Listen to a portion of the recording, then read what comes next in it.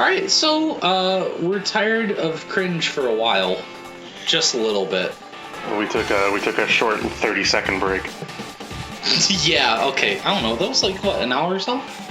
About an hour and a half. I'd say it was necessary because now we're getting into the paint, the deep end of the water. But it's okay. Get some of that lasagna, get deep in the paint. We're going to talk about Sonic Rush, and Can I preface this by saying, I remember a while ago saying that I played the Rush games. I had not played the Rush games. I remember watching my friend play Sonic Rush Adventure. And I thought it looked really fun. And then I reviewed the Rush games. Which isn't to say that they're bad, but they're just unimpressive to me. Yeah, like they are fine. They're more what I like in terms of interesting shit happening. It's not just boring characters doing the same 2D stuff all the time. I actually kind of feel the opposite way. Or at least... I know what you mean, though. I know what you mean. I feel like when you're just boosting all over the place and the only other thing you're really doing is like air tricks, that's simplifying it down grossly, obviously, but I find that a little more like, okay, my brain's starting to turn off, and like it's fun, but like the lights are fading. I think it works better in 2, but I think it's not done well in 2.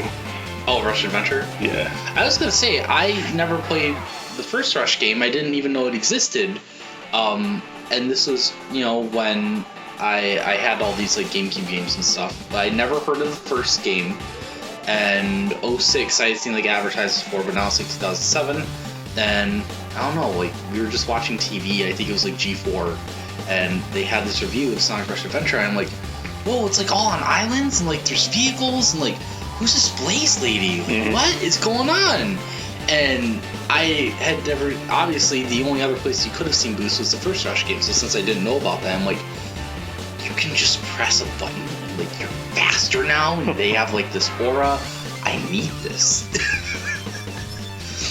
Did you already have a DS by that point? Yes. Okay. I'd had one for a year or two by then with like Pokemon and shit. Okay. I really don't know, even having at least played one of them, I don't really know how to describe it besides like, yeah, you boost and stuff, and like platforming is there, I think. so I think I can define this with my note on it. It seems okay, but like just okay. Yeah. I'm not blown away, but the 2-screen use is confusing as hell. And feels very much like... It was the style of the time. Yeah, the old 2D Sonic games. It's okay. Most notable thing is the music, which is vocal heavy and fun. Yes. Hideki Naganuma from Jet Set Radio fame. Yes. Wow, what a pick for a Sonic game, right? Man. I ranked it C, because I think it's inoffensive to me, and I think I would... At some point, I'd like to try it, but I don't have a strong urge to. I did the same thing. Rush and Rush Adventure are both high C. Rush Adventure being a high C's adventure, of course, I didn't like the pun, so I ranked it a little lower than Rush was.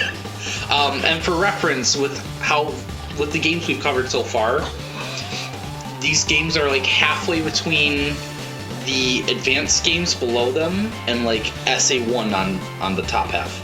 They're like right in the middle. I for some reason put Sonic Rush Adventure as D. That's fine. I can understand it. Okay, well, this is my reason why. No distinctive music. Okay, all right. I highly disagree.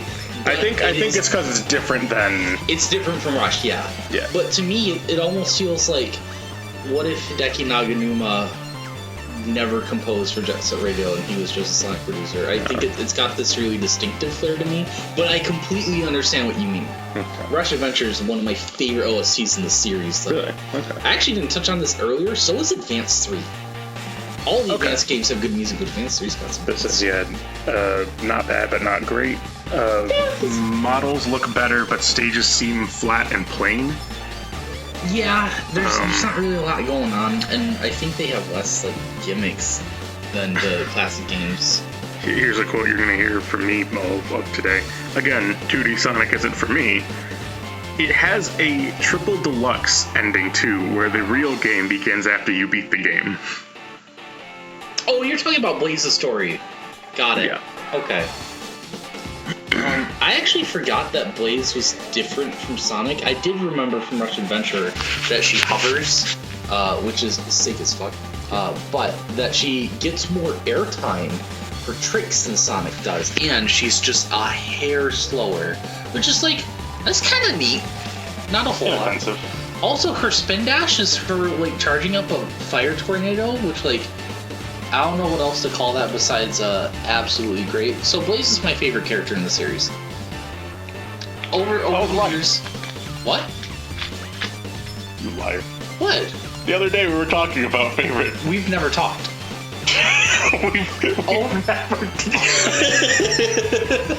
This is all a dream I'm having. I'm safe. I just don't know it yet, but I'm safe. I'm safe. This is my jail cell. I'm here. This is general style, like, oh, all the prisoners are out there. I don't know, it's too people-y out there. Over the years, my answers fluctuated, like, oh, it's Eggman, oh, I really like Metal Sonic, Knuckles cool, Shadow maybe, it's Blaze. I love her personality, I love her color scheme, I love, I'll get into this in a minute, but I think she actually, contrasts with Sonic in really interesting ways that are clearly very well thought out. And I like cats.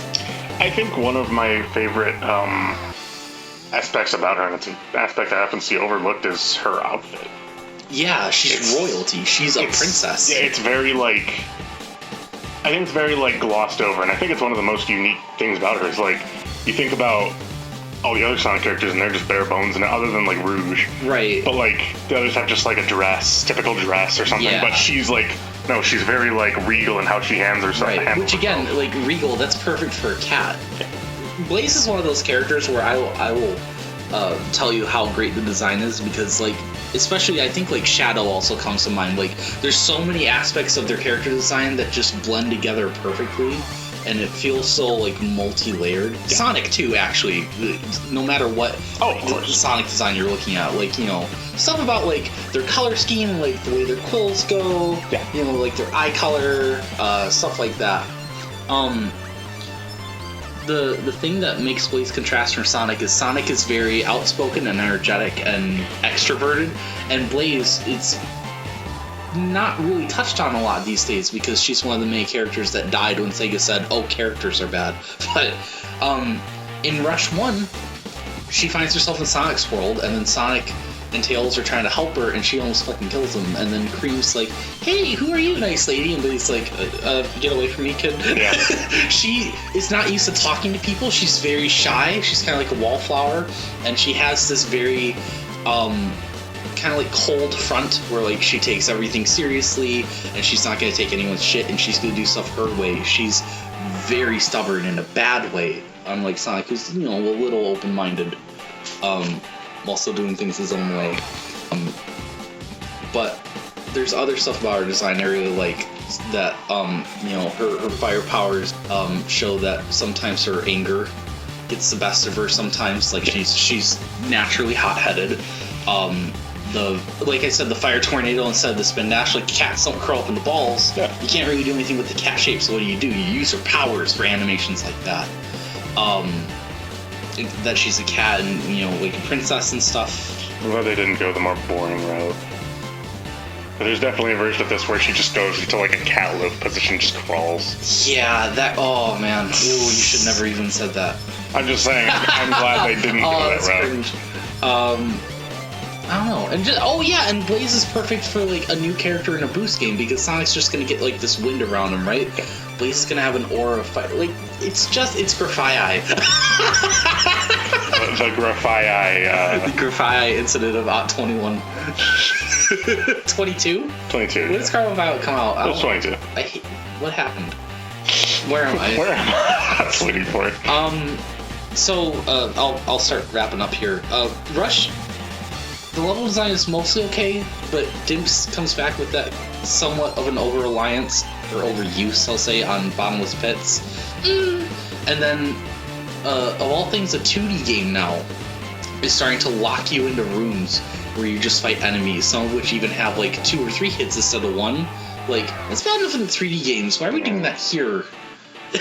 But Rush Adventure takes, it irons out some of the kinks in the level design, and then it adds vehicles and grinding for materials for vehicles, and then grinding for materials to upgrade your vehicles.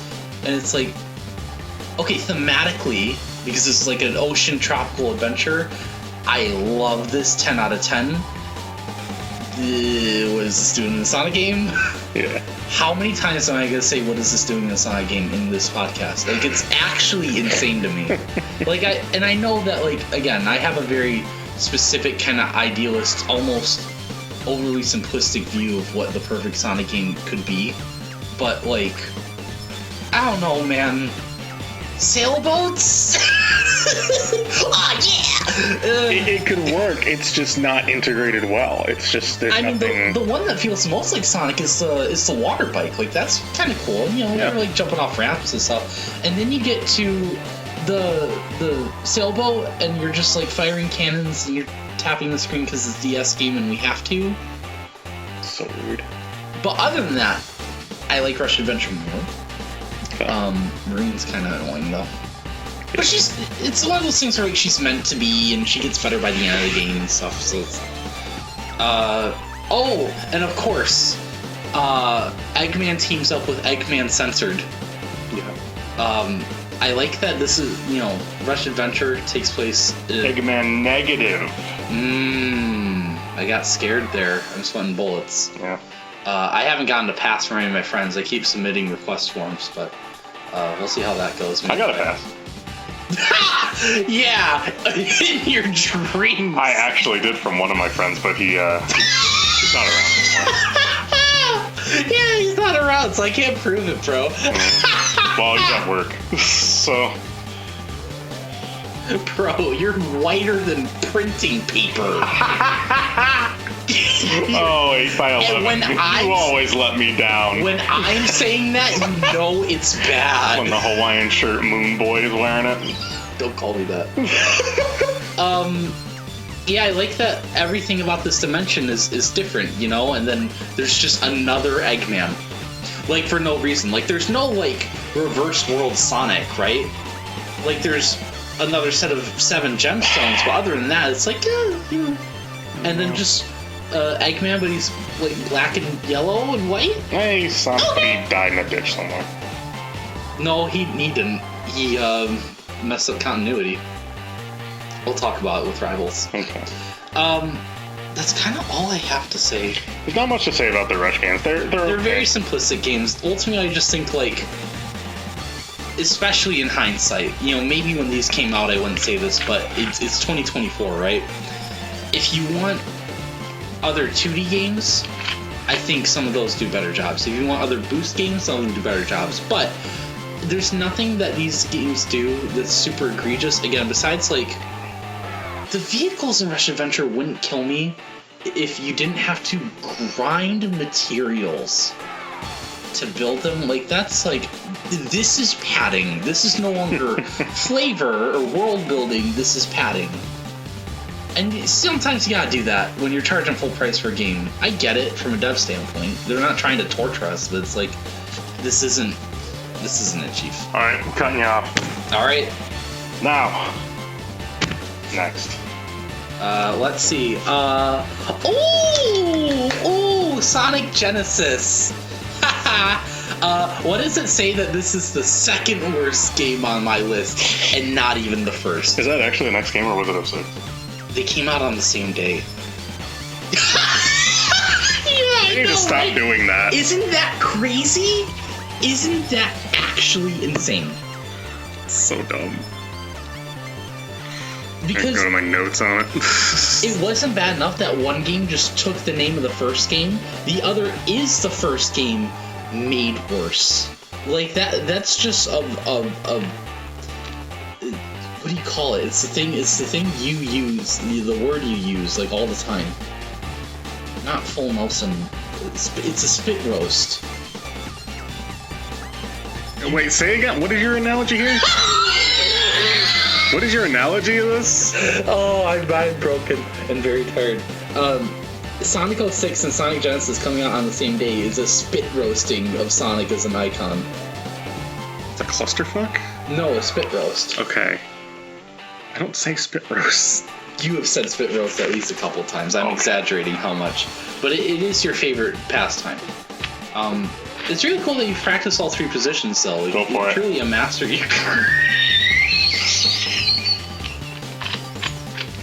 Tell me, because apparently I have no notes on this game.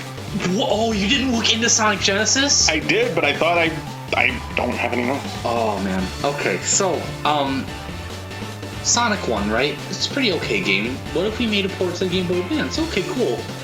Well, we're gonna have to crunch the screen a lot.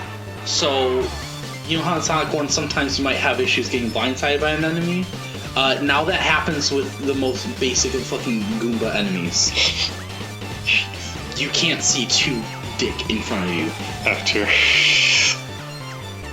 But also the music sounds horrible because they can't even come close to replicating Genesis instruments. It doesn't even sound like Game Boy Advance. It sounds like an old PC MIDI player, like Doom. Oh no. Yeah, it's like it doesn't even sound like Game Boy. It doesn't sound like Sonic Advance music or anything. But then, that's not enough, right? This port of Sonic 1, this recreation of it, is not optimized for the Game Boy Advance. So the Game Boy Advance, of all things, gets a game with slowdown. And I don't mean like, oh, when you hit top speed. No. You can be in a slow stage and you're just trying to jump on platforms, and there's constant slowdown. But it's not even like completely constant. It's not like the whole game is slowed down. It's like normal speed, jittering, normal speed, multiple times throughout one jump.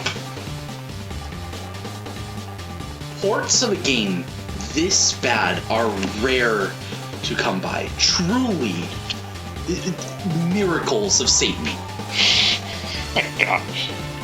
And this is the second worst game on the tier list. Second worst. Second worst, because Sonic's an overachiever, baby. He's gonna do everything he can, right? And I admire that when I hate myself and everything in my life. Wheat. I'm dead and they're talking about wheat. The question is, have I learned anything about life? What are you doing? Only that human beings are divided into both mind and body. The mind embraces all the nobler aspects, but the body has all the fun. I guess what I'm saying is that if there is a God, I don't think he's bitter. The most I can say is that basically he's an underachiever. Hold on a second. Yeah. You got something? Yeah, just a second.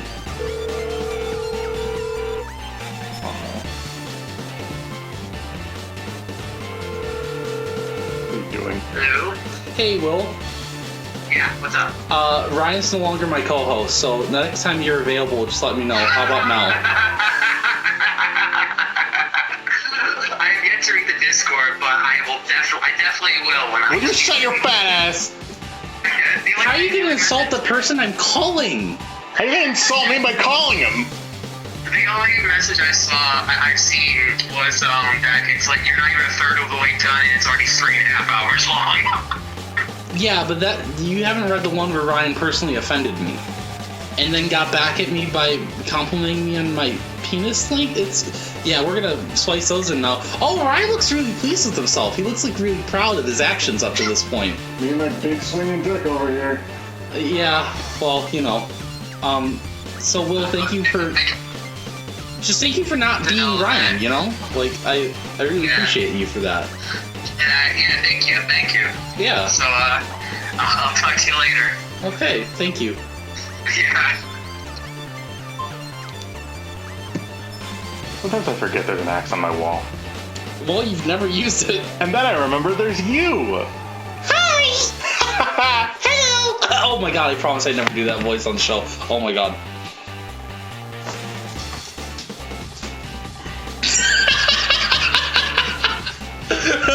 He funny when he cool.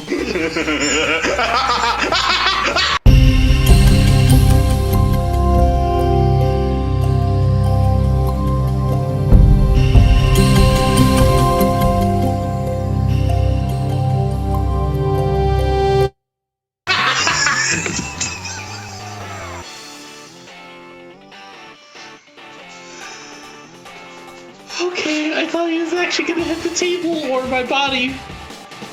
And that was still more fun than Sonic 06! We did it, boys! I'm the Segway King! Yes! Oh! Sonic Genesis F tier. Yes, 06, I gave an E, because E is just F tier for games that can kind of function.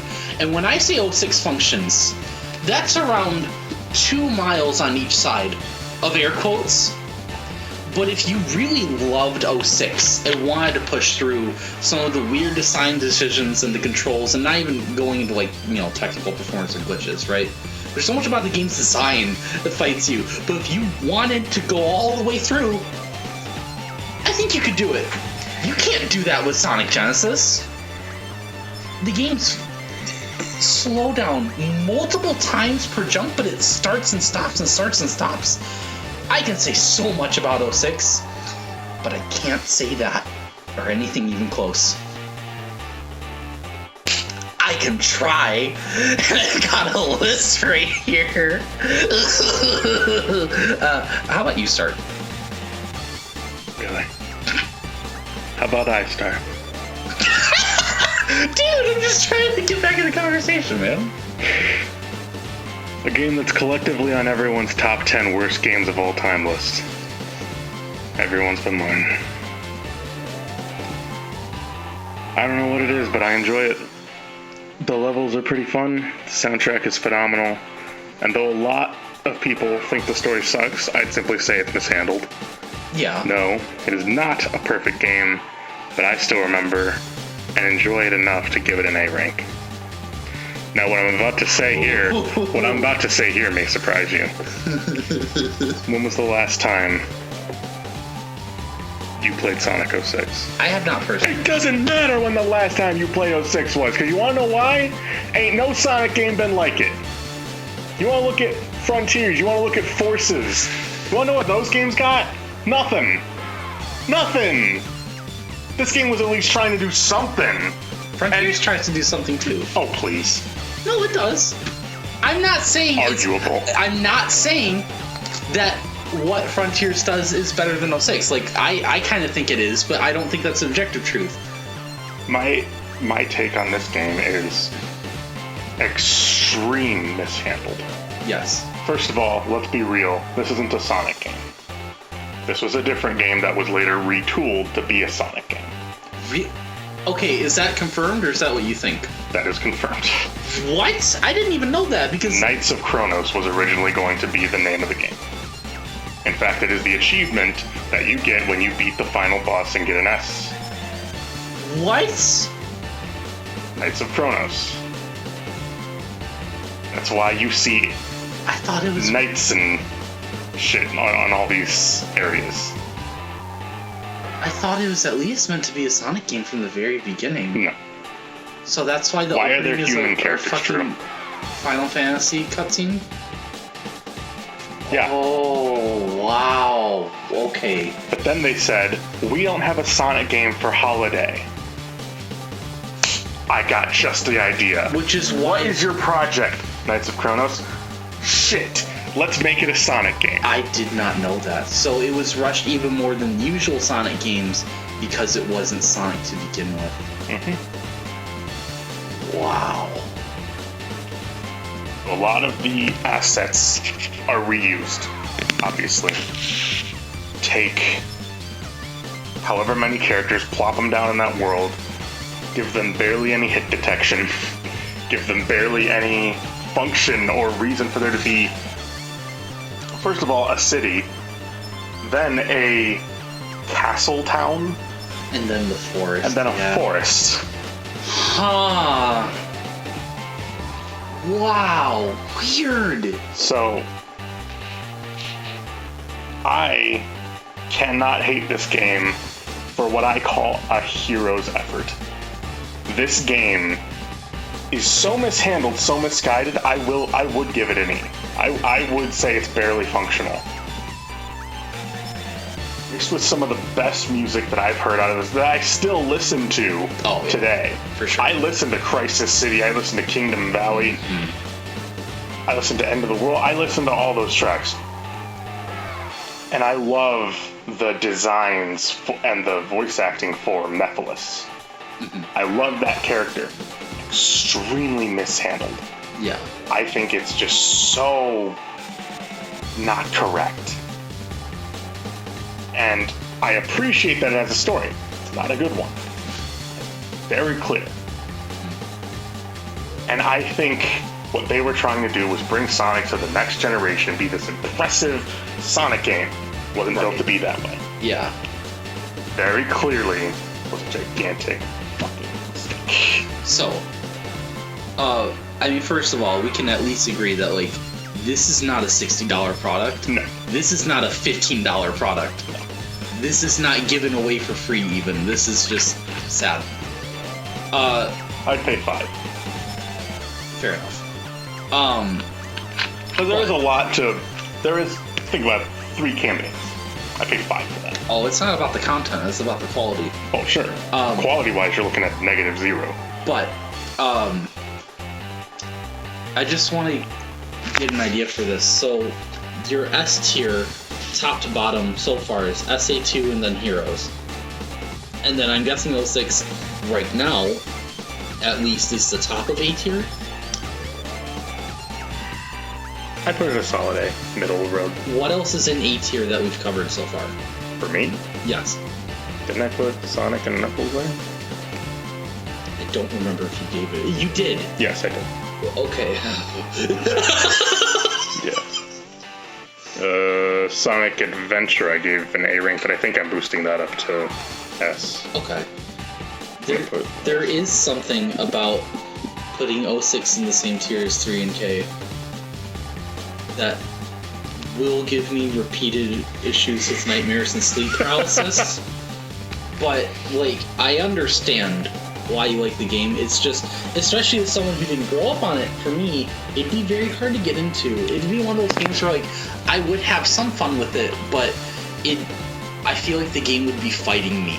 Like, it'd be challenging me to enjoy it, and I'd fail. Let me tell you something. A story, if I will. As a kid, I had played through both adventure games and Heroes and Riders. Mm-hmm. I loved all those games. I was a big Sonic fan, and then I hear about this game, Sonic 06, coming out. And I go to their official website. I even start drawing the characters. Mm-hmm. And they weren't perfect, but I was really into it. And I was just, you know, as a lot of kids my age were. And I was too poor to afford an Xbox 360 or any of that stuff, so I got it really late. I used to watch gameplay. This was like the first game I ever watched gameplay of. Yeah, because it was right around that time. Full gameplay with no commentary, just the game and itself. 240p. I'm sure it was crap quality, but like when I was watching it, I loved it. Yeah. And I honestly, like, when I look at this game, it's not just the nostalgia brewing, because I still have that, but it's like, for me, I look at this game as if putting it fair, if I picked it off a shelf, would I feel cheated? Absolutely. Yeah. I would not say, no, this is not worth $60. I cannot deny that I had some fucking fun with it. Yeah. Is it enough to put it in A? I say so, but that's just me. Now, I know I'm not the only one who thinks like this because of Project 06. Right, yeah. Project 06 is literally the games done right. Yeah. Where they fix so many things. Everyone's combat is revamped. They actually give Tails his spin from Adventure. Oh, nice. They give Omega the ability to be a first-person shooter and walk around and aim his like Gatling guns at foes.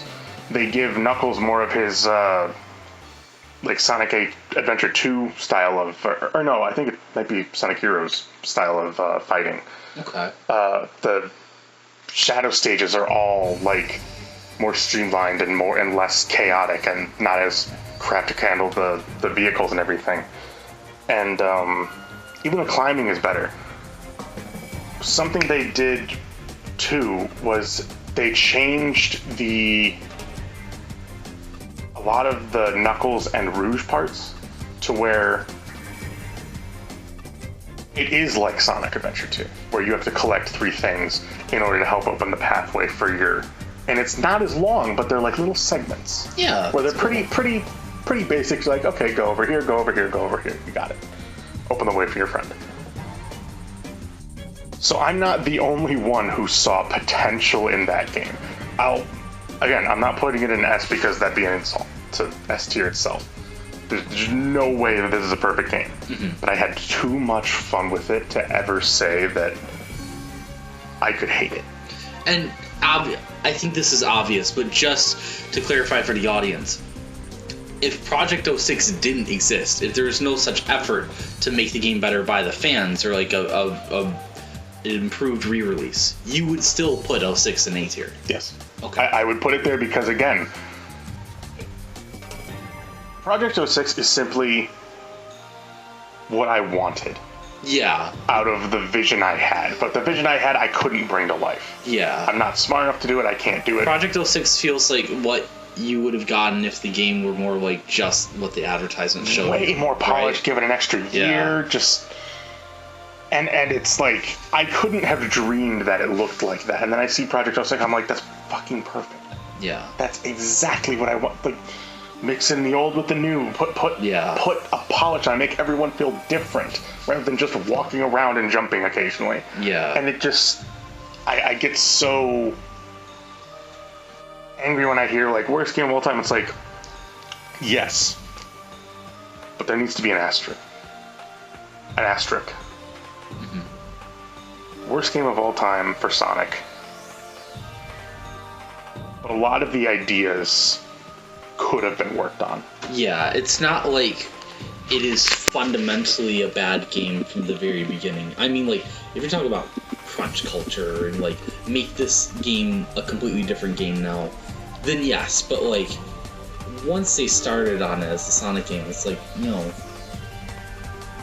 This is not... It still feels like Sonic to me. That's why when you said this wasn't originally a Sonic game, I'm like, I don't know, this just kind of feels like them making, like, an Adventure 3.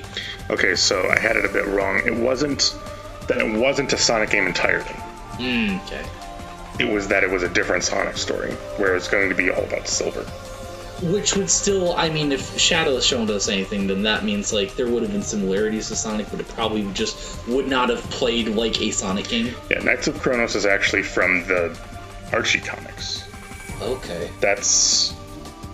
Yeah, and apparently it ties in with Silver somehow, but... I did read somewhere that Silver wasn't originally necessarily a Sonic character, so maybe that might be wrong too. Possibly, who knows? What was I gonna say? But... oh no, you finish. All I was gonna say was just, like... But it's very clear that, like... There was a lot of development hell going on through this, where they're just like, what the heck is that? And I can't say I hate it. And so for that reason I put it in A. It's like it's too fun, and I keep going back to it too often to say I really hate this game. Yes, I struggle with the controls just like anyone else, but I just fight through it because it's like, I don't know, I have the ability to. I mean, it's definitely an interesting game. Plus I don't even mean that in an overly negative way. That music, when I hear that music, I'm like, I love it. Yeah. Kingdom Valley is one stage that I keep replaying because I love the music so much. Right. There's a reason I put this in E for, like, this game gets essentially an F. Mm-hmm. Rather than this tier's F, which is, like, this is a complete failure. It's because there is a game inside of Sonic 06. The paper ball is on fire, but the writing in it, even if I don't like all of the ideas, like, there's a game here, and, like, people can enjoy it, and obviously, right? I would argue that Shadow's story is easily the most enjoyable, just because it's very clear who your villain is and what you are doing to try and get him. Yeah, like, and let me be clear, because I have a list of complaints about 06. I will not clown on people who enjoy the game. I will not clown on the developers, but I'll clown on corporate side Sega, you know, the fat cats up top, and I will clown on the game itself as a product that you pay money for. This is the circus. Yeah. No, I get it. It's just like...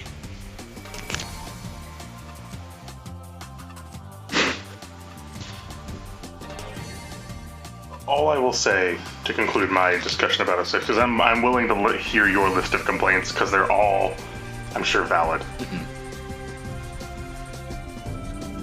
If you want, I have a list of complaints as well. I'm sure you'll agree with what I have. Oh, I'm sure, but that's what I'm saying. It's like, I'm not saying it's a perfect game, and like, that's what I believe S tier's for. S tier's for like the games where you can go, you know what, this is just too fun to ever. Like, I get problems in Sonic 06 too, but like, they never bother me. Yeah. They never really, but like, if I get hit by something, I'm not perfecting it. I'm just trying to just have fun and just go through it. I don't know. I can't give this thing anything below a C. So Yeah. That's just me. I don't know. I feel like, one way about it. You're high, but I can't call you wrong. Because it's not an objective thing. You are high. And I would really like to meet your supplier, because they gotta tone down that shit real fucking quick. But people can find fun in anything, you know? And again, we got that sweet egg. Said, like, you got that sweet egg cannabis. Oh, that's the scrapped boss. Yeah. It was gonna be in Radical Train. Shut up and let me finish. Why can I vision that so clearly? Shut up and let me finish. Okay. What do you mean what? Just imagine like a giant mech egg with like the weird arms and just like an egg shape, just like... I don't know. How have you gone on this? Powered by cannabis. I don't know. We've made like 19 weed jokes in 3 seconds about 06 and have not mentioned Silver's hair. I think we should. What was he smoking when he got a stylist? Great!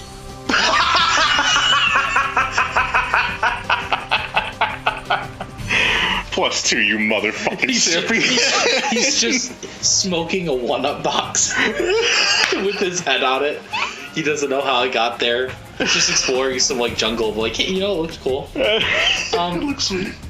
I want to make this clear that like, I don't know, I'm going way like not easier. I won't say I'm going easier on 06, but I'm being nicer about my trash talking of this game, because knowing that it wasn't even originally supposed to be like a traditional 3D Sonic kind of adventure-y game, makes me feel like even fucking worse about the state of the development, you know? Whereas like, I was telling it's such a weird game.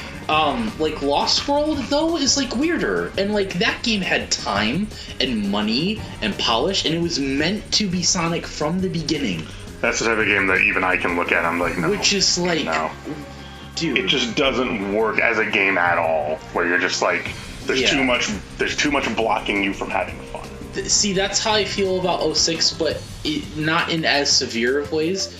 Like Sonic 06, I think, does fundamentally look like an evolution of the adventure style gameplay, but what I wanted to say is, no, I've never played this game, and I know this game, especially early on, was like, oh, it's bad because it's buggy. Almost like that was almost the only problem, right? Yeah. Which, like, I can't speak to the frequency of bugs, but a lot of my complaints, as far as I know, are not bugs, but are just the way the game was designed. And whether or not the devs would have changed these things I mentioned if they had more time, I cannot say. I would maybe assume no, like, you know, you can just change a slider for how fast this character is or whatever. Yeah, the problems go into the design, like the hitboxes and the potency of certain objects, like with Silver and his psychokinesis. It's just, it all needs to be retooled. Right, but then there's stuff beyond that, like, okay, like, you know, I love nitpicking over little things, and maybe these things will sound slight, but when this game is already like, this is not a $60 product, these problems add up. Yeah. Like, Omega's faster than Sonic? And again, that might be a minor one to start up on, but like, what?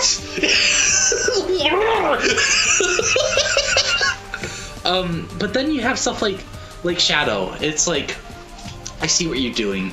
It's the mid-2000s. It's next-gen hardware. Shadow's cool in Adventure 2, and we're gonna pretend like you thought he was cool in Shadow the Hedgehog, right? Stop putting combat in games. Stop putting enemies with health bars in games. Stop putting vehicles in games. Just stop it. I don't like enemies with multiple health bars. I don't like it Unleashed either, or Frontiers either. This isn't me just bashing on like Shadow and 06 and that's it. Get it out of all of them. Stop it. Silver, like, okay, cool. You're using like the Havoc physics engine and stuff. This is not a Sonic game, though. Amy is worse than she was in Adventure? What? Yeah. What's going on, bro? It's stuff like that. And again, there's other stuff that, like, I can't say whether these are like bugs or the developers wanted to change this and didn't have time to, or this is what the developers wanted. But like, I noticed that when Tails runs out of stamina when he's flying, falls like a brick in a way that he never has before. And that's like, I can't tell if this is like, is this their vision for the game? Or is this, it's like Bethesda's bug. Is it a bug or is it a feature, Yeah. Todd? That I'm comparing any Sonic game at all to something like Bethesda is really sad to me. But, you know, people who work in These were the dark times. video game corporations are very smart and treat their developers very, very well. Honestly, there's not even a whole lot I want to get into, especially since I haven't played the game. You know, all the like the buggier stuff I can get into. You know, into like some of the weird plot stuff I can get into. Well, You know, it's just like, like, these are conversations worth having, but these conversations have been had by people who know the game better than I do. I can only tell you what I've seen outside looking in. The reason I put Sonic 06 in, like, basically the bottom tier, Yeah. which may seem extra harsh to you, right, is, not because I think it's like a 0 out of 10. It's at the top of E tier. There's 3 games, and it's at the top. For what it's worth, I think Shadow is better as, like, again, as, like, its own kind of thing. I think 06 is closer to a Sonic, like, experience, but I think overall Shadow somehow holds up more for me. And I don't expect that to make sense to everyone. I know, I'm the weird guy who likes Sonic CD and Chaotix. But my thing with 06 that made me put down E is, if the game were not a technical mess at all, if it got more time, if the writing were better, if, you know, if most of that was patched up, but otherwise, like, the way the game was designed, while cleaned up, was, like, not changed. So it's like the same artistic vision, but people could say, oh, it's not bad now. Would it be my favorite, like, 3D Sonic? And the answer is just no. I would definitely have a lot more fun with it. I'd see more value in it. But ultimately, I don't really like that we're doing Adventure with 9 characters now. It feels kind of bloated. I don't like the kind of story they're telling. You know, it's okay. I like some aspects of it. This is Silver and Blaze and Shadow's, like, conclusion to his arc he's been going through for a while. There's good stuff here, but even if it were all done better, other Sonic games and their, like, aesthetic and their identity and their gameplay nuances would ultimately click with me better. So, honestly, saying it like this, I think I might even want to put 06 up in D, but also that the game is too much of a technical mess, and that they had the audacity to release it for $60. That's what makes me put it in E. I think it's like a high D Sonic game, but as a product, that takes it down to E. Does that make sense? No, that makes sense. Like, again, I don't expect people to agree with this, but my argument for Shadow would be, yes, it's further away from a Sonic game and more extreme, like narratively, but if I paid $60 for Shadow, there is a chance I wouldn't feel ripped off. There is no chance of those 6. And that's Sega's fault, and it's not the developers, and it's not the players. Yeah. But besides ranking these as, like, how close is this to peak Sonic, these are also products. And I think that is important. Well, do we move on from here? Do you hate me? No. Okay, that's really cool because I don't hate you. So that's cool. Sonic Rivals is... Okay, remember when you said, I don't know what you mean when you say the game of all time. Do you mean best or worst? And I said, it's when something is so, like, unspectacular and unmemorable that it just is. I think Sonic Rivals is the game of all time. In fact, I'm looking here, and I think it is, like, it's either this or Chaotix. They're like Generations 3DS. It's like one of those that is squarely in the middle of the tier list. Rivals is like, yeah, it's like a 2D Sonic game, and like you race and platform, and there's music, and there's characters, and you play as them. Like, I will say that on my notes for Sonic Rivals, it says easily the most forgotten game, and it's for a reason. You posted your list of games you want to cover, and you put on Rivals, and like before even the Rush games, and I immediately said, why? And not as like you're disrespecting Rush or anything, no. Like whatever, but just like, what? It's because did they just announce like a re-release for like Xbox Series or something? No, I've just never. It was one of those games that I always heard about as a kid, and I never properly ever looked at. So I was just like, I just want to know what it's about, and I want to see it. And so I finally did, and unfortunately, again, easily the most forgotten game, and it's for a reason: looping music, forgettable gameplay, and terrible card plot. What do you mean looping music? What? Music just sounded like a loop to me. It didn't seem unique. Oh, okay, I know. No, I actually agree. Like, some of the songs are like, okay, but like they don't stick out to me as Sonic music. It's good game music. It's not Sonic-y. It doesn't feel distinct the way that like Rush or R or Adventure 1 do. The weird card plot too. I didn't get that. Yeah, it's Eggman swear word. Turning everyone into cards. It's Eggman Head Boy. Not Eggman, Ed Boy. It's Eggman Nitrous Brio. I thought that was the plot of the second Eggman Neocortex. game. I thought that was the plot of the second game, was Eggman Nega turning everyone into cards. No, it's the first game. So the second game is about, okay, Silver comes from the future because his future is being threatened by a giant fire monster whose name starts with I and has 5 letters in it, and it's not Iblis.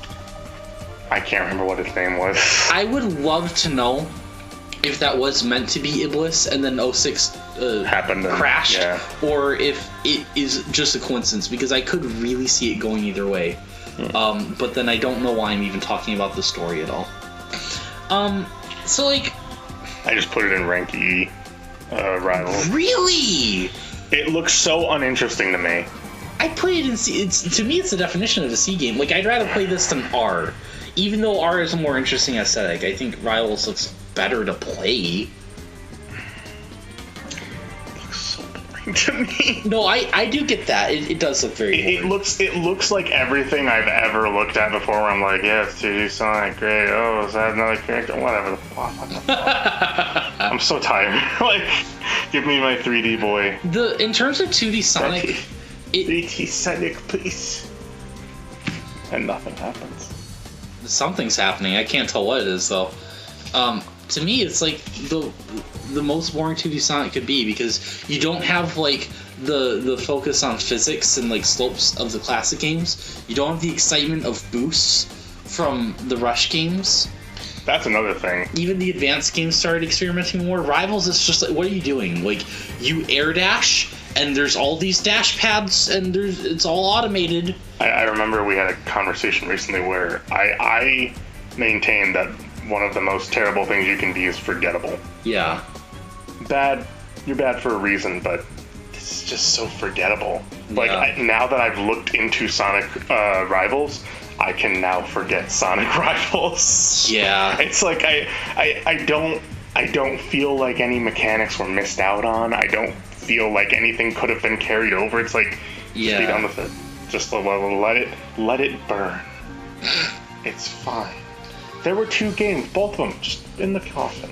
But even if I wanted to enjoy Rivals, it's just like, oh, it's a 2D Sonic game and it's really automated, but like you're racing, like, okay, we're taking advantage of the fact that the series has a history of encouraging you to speedrun. Yeah. That's a really good start. Otherwise, the game's really bland, but one aspect of this concept is a good start. Okay, so to unlock one character, you're being story mode with 4 characters. So they did Amy again, and this isn't even Dimps. I don't know who this is. It's like Hard Bone or something. I don't. Yeah, I can't remember. It's something. Bone Storm. Bonesaw. Yeah, it's the automation that kills me, because even like Rush, I can say like the boost is automated, but the level design, you have to think kind of. Rivals, like, again, it's not like you're not literally doing anything, but there's so many parts of the levels that are just like 19 dash pads in a loop. Like, you don't even have to run through the loop. I think that betrays Sonic completely. Another thing was Sonic Rivals 2, which do you just want to include both of them? Yeah, Because I also put that one in E. I have more notes than you'd expect, and looking at them, and it's like, I don't even care to bring these up. Like, that's how nothing this is. It's I just put same as the first, but with capture the flag and no cards in the plot. Still dumb though, but it's like, what like Rouge reveals is like, oh, I'm working for a secret client. It's like, man, What? and boy or Oh, whatever. the bitch. And it's like, really, you're revealing this now? Why? Okay, So, whatever. okay, let's review this tier list here for me, because A tier I have 3 and K. B I have SA2, Sonic 2, SA1. C I have CD, Rush Adventure, Advance 2, Advance 1 Heroes, Rivals 2, Rivals 1, Chaotix, Sonic 1, Advance 3, D, Sonic R, Shadow, E06. Does that sound normal to you? Or am I like... Apparently not. But should I even be putting the Rivals games above... No, I think they go above Chaotix and 1 and Advance 3. Yeah. Yeah. And then under everything else, I'd rather play Heroes. I guess that sounds right. I think you have different ideals that would make you put it at E, where like I would put 06, which means that our E tiers mean different things. Yeah. So I totally get it. Like, at least Rush, you can't say Rush is forgettable. You might say some of the levels are, but the game as a whole, you wouldn't say that. So,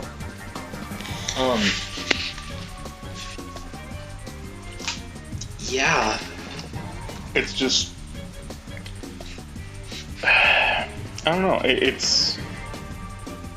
I wanted to complain about how Sonic Rivals 1, when you're trying to collect cards, you can get multiples of cards you've already gotten and it's always random, whereas Rivals 2 locks every card behind a specific objective, so you'll never get repeats either, and that's better.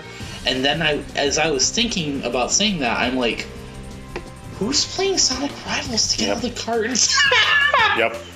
So, like, I can't even, like, man. Properly hate. And the cards are like, it's like Smash Bros. Ultimate, but worse, where it's just PNGs of like renders and art you've already seen. Like, you'll get like this really like stylized 2D picture of like Sonic doing the adventure pose, right, with like the hands and the feet, and then you get this ugly ass Heroes render of Cream with like 5 polygons and like barely any shading. And then you get a extremely low poly like Shadow the Hedgehog enemy. It's like, it's very like, So weird. the lack of artistic cohesion. Like, I get why they're just putting pictures on stuff, but they don't match together, and it doesn't fit Rivals aesthetic either. Why am I even talking this long about it? Let's move on to the next game, Sonic and the Secret. So Rivals 2 is pretty good. What's that the next game? I thought Riders came out next. Or am I wrong? Let's see. I might be a big idiot. Riders came out before 06. Oh, did it? Okay, yeah. Okay. That seems right to me. Oh, thank God, we don't have to talk about Secret Rings. Oh, man. Sonic Riders. I have never played, and I wanted to ask you what you think about it because you've played it. A flawed masterpiece. This is a sentiment I'm starting to hear when before I had not heard anything about this game. Gameplay is extraordinary, and every character has a power-up system with new boost moves. Music is incredible, story is alright, and the multiplayer is just too fucking fun. Nice. It's also rather comedic via its flawed voice translations, cartoony, babbling, or otherwise. I put this in F rank. Wow. Okay. I get it though. I fucking love this game. I really wish you'd play it. It's that fun. Like, I would like to. That's my summary notes. I'm gonna go into a bit more in depth. So, have you ever played a Sonic Riders game? I've only played Zero Gravity. They're not the same game. Yeah, I know. They're definitely not.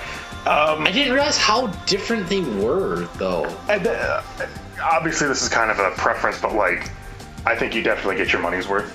I think there's definitely it kind of works like how there's how SA2 is, where it's like there's a Heroes Grand Prix, then a Dark Grand Prix. Yeah, where you play as the Babylon Rogues. Yeah. It is really weird to have these. I think this is the first time in the games we get bird characters. I fuck with it. Yeah. And I love that the bird characters, they're all into extreme sports that take you up into the air. See, again, it's that thematic cohesion. Sorry. And they have like ancient Babylonian like history. Yeah. And it's enough to where like there's so many pieces to the puzzle in place that I love it so much. And there's a lot of there's tons of like boards to unlock. There's certain this game kind of has a weird Sonic Heroes aspect to it, to where you can only grind on rails as a speed character.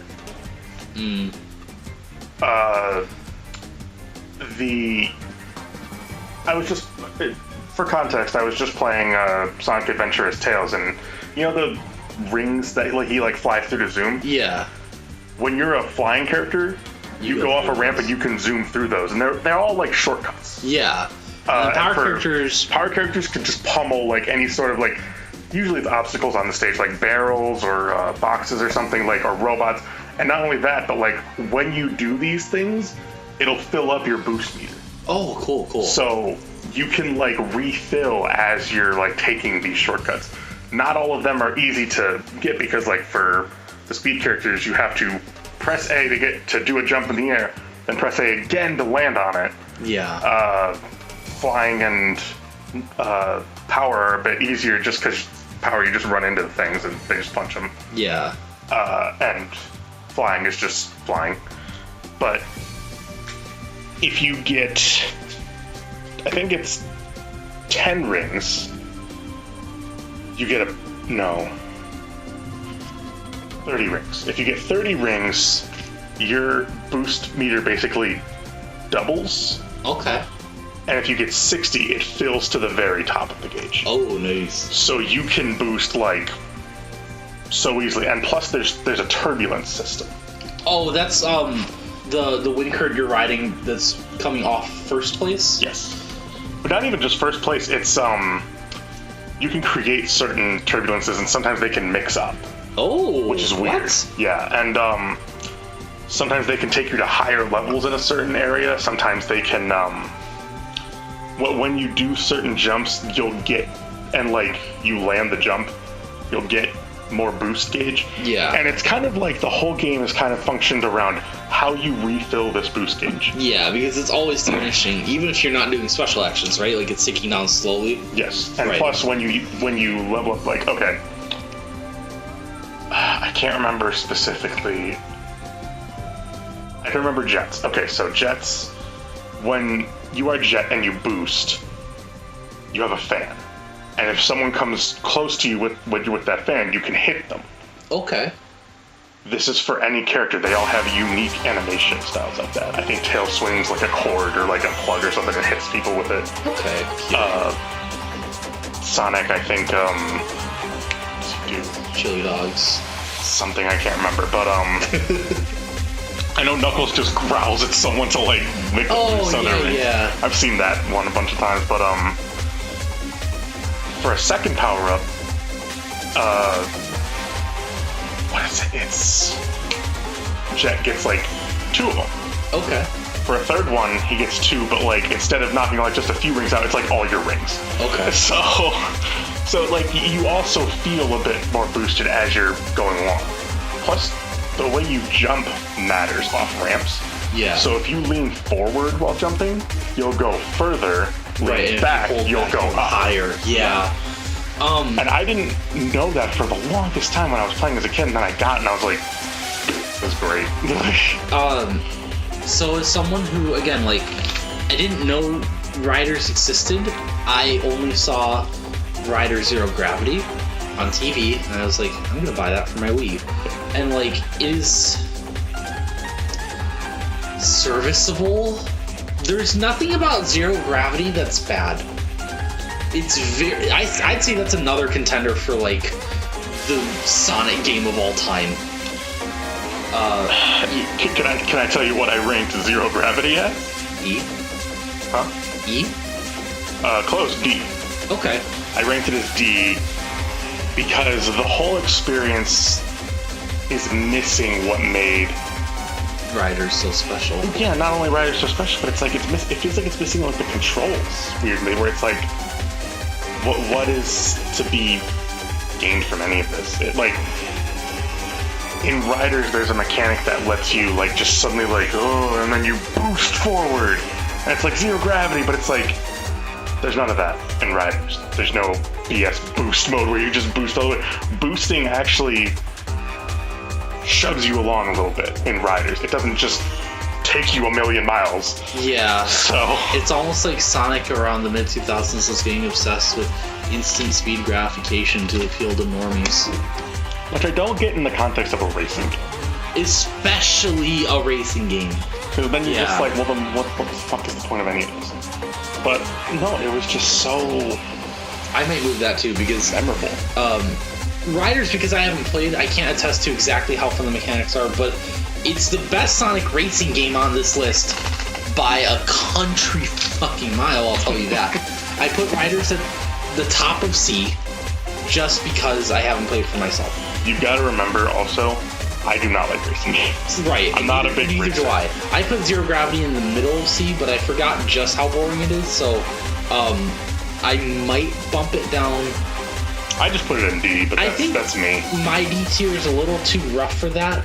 I'd put it like bottom of C tier. Dude, that's the thing. For me, I wrote, it feels off, still good music, but lots of little sins that take away from the original game's charm. Yeah. The plot has too many exposition dumps, and it's okay, but it's nothing like the first game. The problem with Riders, to me, wasn't that... Oh, wait, I put... Oh? I originally put B, but I'm saying D. That's not happening. Sega thought the problem with Riders was the game was too complicated when... I mean, yes, it's more complex than Mario Kart, which is instantly going to take away 19 million of your sales, but the problem is just the game... It does have a tutorial. Let's not pretend like the game doesn't teach you. It does, but you have to look in the menus. I think otherwise it tells you very little to nothing when you just start story mode.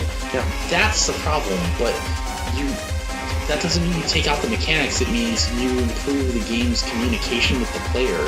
So now, Zero Gravity, like, okay, it's a serviceable Dollar General fucking racing game for $20, but like, there's no mechanical depth. There's no skill ceiling. I also think that the story for Riders is a perk. It's Eggman deceiving a bunch of riders into giving him Chaos Emeralds. Yeah. Can I say the line? Go for it. Not just any race, but a special race to see who's the fastest. 300 IQ. Or you could see it as Eggman thinks so highly of himself that he has to belittle. Like, he has to belittle people because he might not know what a free race is. That's stretching it a bit. That's a bit stretched. I don't know, he's kind of an asshole. At times, yes, but... another thing I wanted to mention about... Yeah, but speaking of Riders' story, when I look at Zero Gravity's story, I'm like, this feels way overcomplicated. It is way overcomplicated. Because I remember... Sonic me and my friend used to... Store infection. Me and my friend used to play Riders. And then he got Zero Gravity, and I was like, oh, sweet, another Sonic Riders game. And every scene was just like, what the fuck is happening? Yeah, it's weird. It's the worst of both worlds between gameplay and story for that. God, I might move Gravity to low C or D now. Fuck. I think it's... Is it weird that I think it's better than R simply because of controls and it's fair to play as anyone in multiplayer?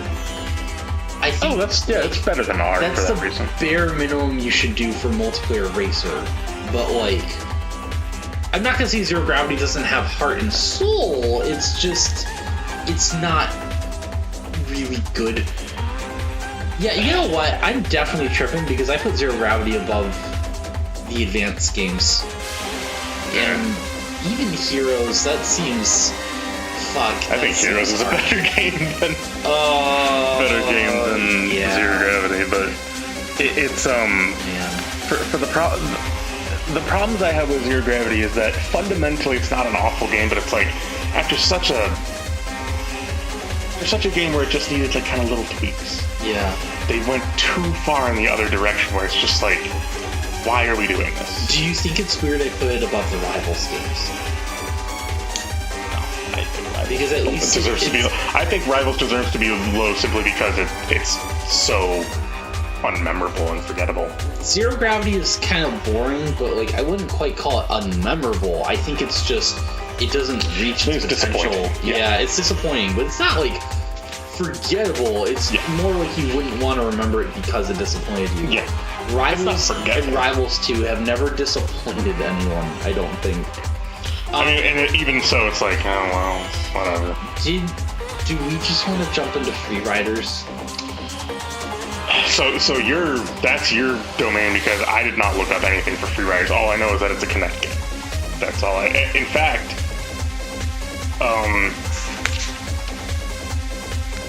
it's just so weird. It is really weird to me. I think maybe the reason you didn't look at it was either because you forgot or you just didn't think it was significant. It's like, oh, it's just a Kinect game. I think it was because we didn't write it down. Everything that we wrote down, I looked at. You had it on your initial list. I guess maybe not. I don't. I think I just had Sonic Riders. Bottom of the tier list. Really? That bad? Is worse to me than Sonic Genesis. Why is it not surprising to me that the first game on your bottom of the tier list is a Kinect game? It's not. Please let me be clear. It's not because it's a Kinect game. It's because it's a game that doesn't function. If I play a motion game and it functions, I'm not gonna rank it necessarily worse than every other game that's not a motion game. Is it? Can I guess something? Is it a game that plays itself? No. God, I fucking wish. Oh really? Jeez. Dude, Free Riders, the game doesn't register your movements half the time. And it's bad too because Free Riders wants you to feel like you're riding a board, right? So it's looking at like whether your left or right side is in the front. It's looking at like where your arms are if you want to like punch or grab stuff. There's a new mechanic in Free Riders of all fucking things where you do a 180 jump to switch sides like seamlessly, which is a lot to ask of some people over and over again, right? You're jumping at all off of like ramps and crouching, all this stuff. It's a very physically demanding game, and like, you know, if you're just going through an entire story mode, you're gonna burn calories and you will be soaking in sweat. But 50 to 70% of all the stuff you're doing, the game just doesn't register. It just doesn't. If it registered all these actions, you know, I might even put it in C tier. You know, like, because fundamentally, otherwise, the writing's not good. This is the start of like Sonic characters being flanderized or just out of character. But like the music's fine, the graphics are. It's a 360 game, but yeah, it's okay. And but the control, it's not like when controls are bad. That's just a sign of terribleness. Like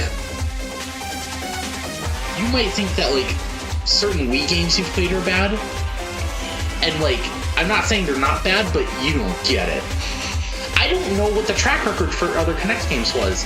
The only 2 Kinect games I've ever heard of are Kinectimals, which I've never even heard anything about, and Free Riders, because I'm paying attention. There's a bunch of Sonic games coming out at this time. There's Colors and Black Knight and Sonic 4 Episode 1 and Free Riders. These are all coming out within like a year. It's non-stop advertisements. The game just doesn't function. At least Sonic Genesis. Why am I allowed to say this? Why are Sonic games this bad? At least Sonic Genesis registers your inputs. There's no point, surprisingly, within all of Sonic Genesis where you're holding right on the D-pad and Sonic's not running. In Sonic Free Riders, like, once the race starts, like, it is automatically going, but, like, other than that, no, dude, it is not playing itself. It's asking you to do the legwork, it's pretending you're not doing the legwork, and then you lose. It's really fucking bad. I'll put that at F2 too. I don't know how bad the Kinect like camera is. I don't know if like it works better with other games or what. But like the cream of the crop, right? Like the ultimate punchline is people have extreme difficulty, with no exaggeration, navigating the menus. The menu is like this kind of like askew ring of like 5 things. It's like, game and options and extras and stuff. And you have to spin the circle. Oh, jeez. And it just doesn't work. It's not like it's spinning out of control even. It's like... Yeah. Like that John Trump video where he's trying to do the Kinect and... Yes! Yeah. Exactly! Oh, maybe the Kinect was that bad. Well, I think for him, I've reviewed that video so much, and I think it's a fundamental flaw where he just had to hold his hand on the skip button to move. But I get the point. Yeah. You could make the argument to me that Genesis is a worse game than Free Riders, or even other games that we'll get into later. But, like, how am I supposed to say it? Shadow 06 and Sonic Genesis all respond to your fingers. Like, this is the low. This is the lowest of the low. It's not that everything about it is bad, it's that the most important part of a video game is out on a fishing trip while you're burning half of your body with calories off. It's a joke. It's like a Mad Magazine punchline, man. Next to like the caricature of celebrity with a weird voice. It's insane that this is real, and this came out in the same year as Sonic 4 Episode 1. Oh no. Oh, we'll get into it. Oh. First we have to talk about secret rings. Please take me out back like the old dog that can't even get up anymore. Hold on, just a sec. Okay. I don't know that there's any other way I could start this conversation by reminding you all that Sonic 06's dev team didn't have the time to port 06 to the Wii, so another team was split off from that team to make a game for the Wii as quickly as possible. The rushed game wasn't going to be rushed enough, so they made another game to be rushed even faster. This is a joke. This is a Family Guy cutaway gag punchline. This is Sonic and the Secret Rings. And it plays about as well as the cutaway gag, too. Oh my gosh, this is worse than the time I had to rush out that Sega game. Oh, whoa, it's just as worse than that time I got sucked into that Book of the Arabian Nights. Peter, that doesn't even make sense! Hey, what are you talking about? Uh-oh. Goes into So, look, if I told you that this game controlled as bad as Free Riders, that would be incredibly disingenuous, but it does not control well. Because, you know, if you're a game on the Wii, especially in like the first couple of years of that system, before they remembered that like it's a game system and not a fuck around and find out box, everything had to be with motion controls. Sonic moving left and right, that can't be with the D-pad.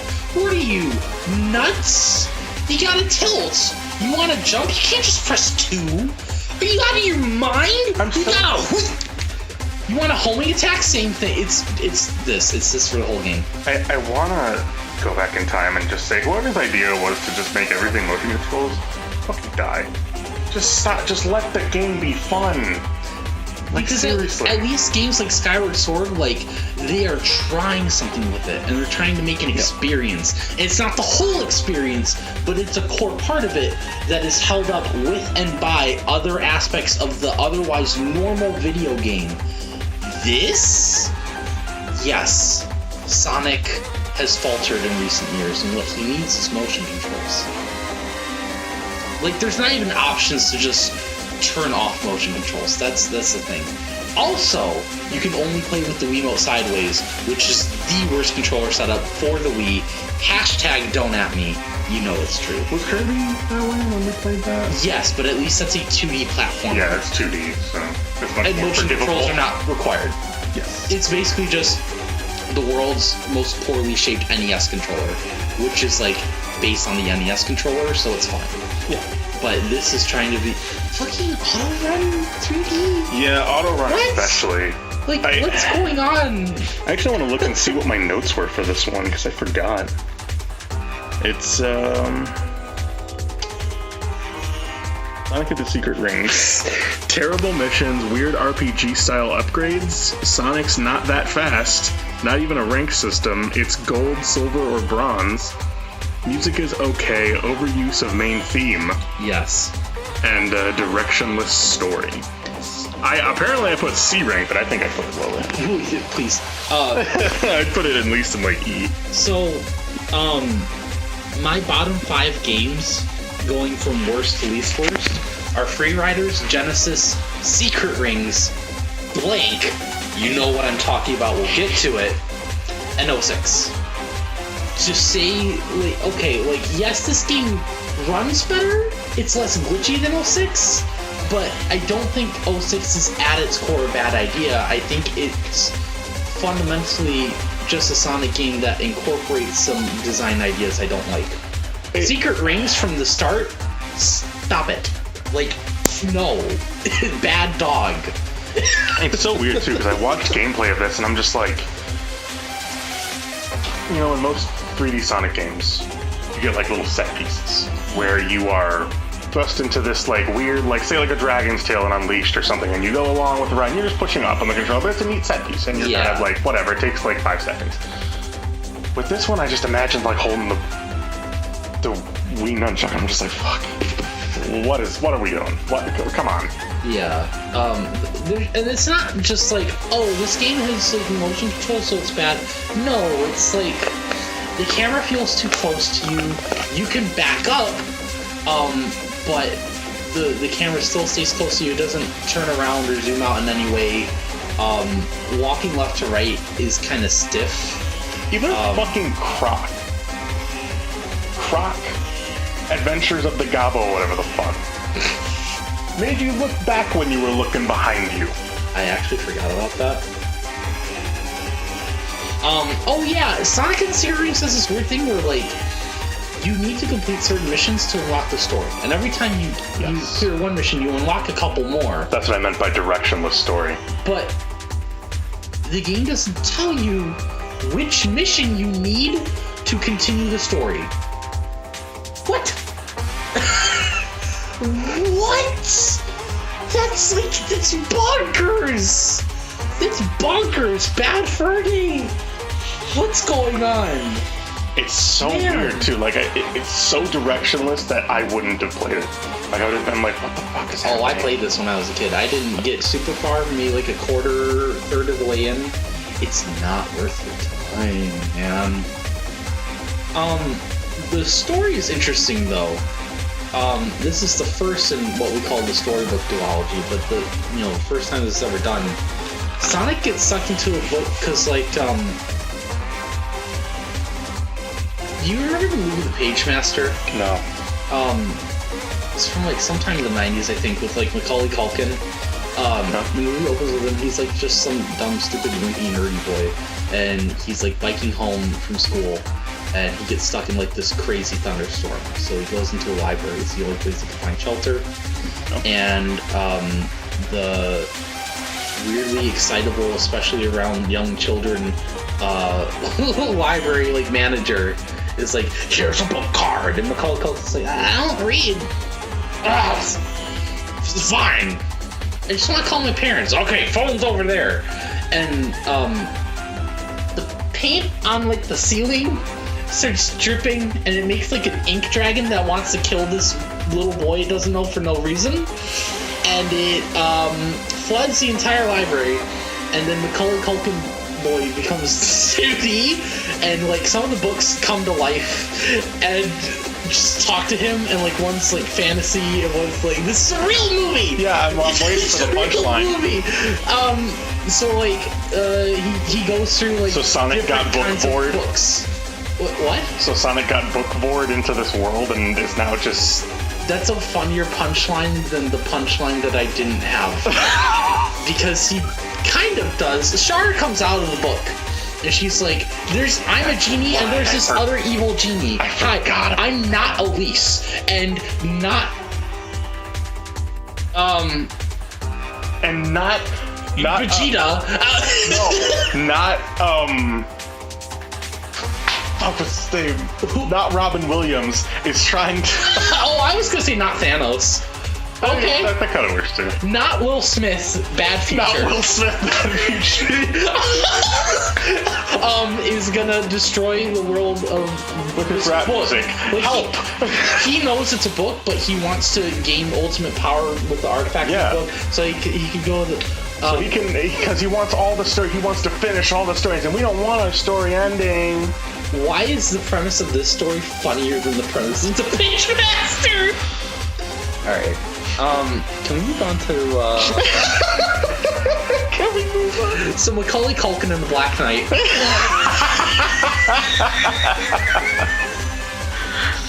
So Robin Williams' Lost World. Well, he was lost in our world. I'm going to hell for that one. Oh God!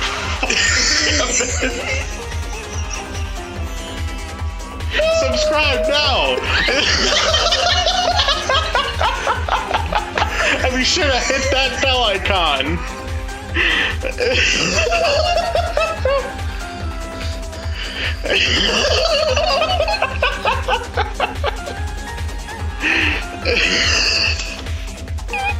So Sonic gets warped into a book of Arthurian legend by Merlina, and he gets his sword voiced by Macaulay Culkin. What's the actual name of the supersonic you become at End of Secret Rings?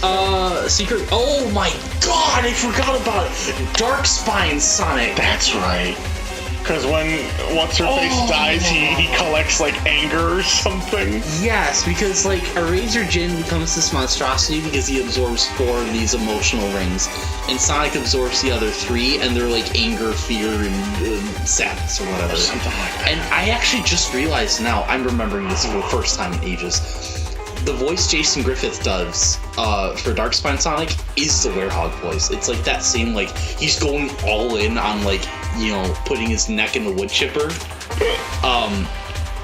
Man, You mean when the moon turns... You mean when the moon goes bright, I turn into this? That's right, Robin Williams.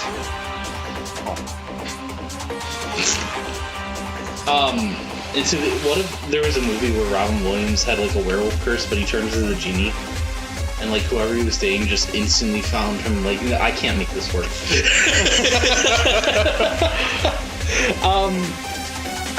So yeah, Secret Rings was at the bottom of D for me. Like it's just barely better than Genesis and Free Riders. Black Knight I put in C because I think first of all, you can just stop whenever you want. Secret Rings has this weird kind of break and then you slow down. Like Black Knight, you have to hold forward to run, which is a much better kind of. I think it's mediocre, but like it does good with its mediocrity. Does that make sense? So I put it in C. I put a more refined version of the Sonic and the Secret Rings type stuff. I would rather play Heroes. But it's better than like the Rivals games. Right? This game was definitely polished more, but not much more. I think it was just handled better. Music and gameplay are good. No better and no less, just good. Yeah. That being said, I have seen gameplay, and it's not the worst looking thing in the world compared to Secret Rings. You might get a little tired from swinging your Wiimote, but you don't have to do full arm swings. You can just do like. I can tell you that from personal experience. Yeah, that's. But you might you might want to give your wrist a break after a couple levels. I really don't know like what else to talk about with Black Knight, to be honest. Well, I mean, it's. I think my biggest criticism I can give it is Sonic has this buzzsaw, kind of almost like a homing attack. Like if you do a homing attack and you shake the Wiimote at that same time as the input, you do this buzzsaw sword slash, and it's just too busted. Like you're gonna over rely on it. So it makes the combat even less deep than it would have been before, which isn't much. But like, I think that's better though, because you've said it yourself. Combat really isn't for Sonic.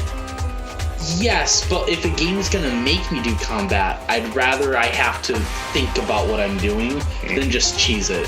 Like, there's a dumb fun in like the power of certain guns in Shadow the Hedgehog, but that doesn't make it gratifying. That's a very like snack food kind of fun. Like, yes, I want more of it right now. It's just like an instant kind of dopamine. Yeah. But it's like the combat in Shadow, like even if I like the guns, it's not good combat. So if you're gonna make me deal with enemies with health bars, at least be like Frontiers, where there's like genuine thought and like a lot of excitement and pizzazz put into the combat.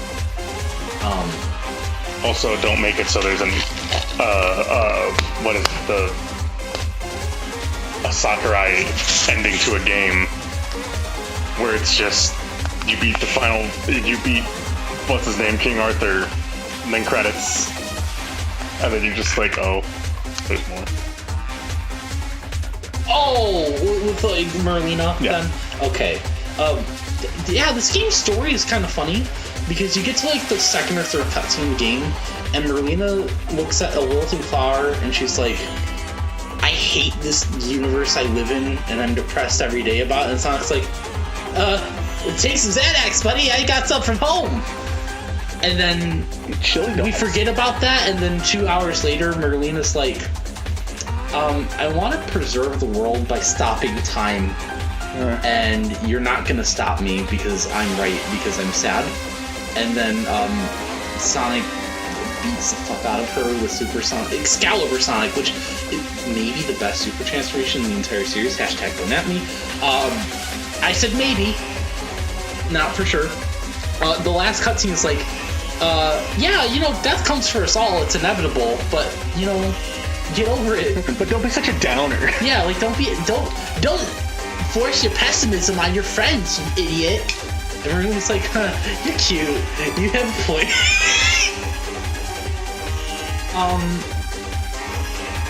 What else do we talk about? You're cute. Want to share a Xanax?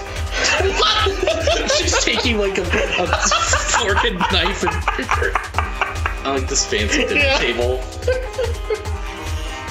Your first course.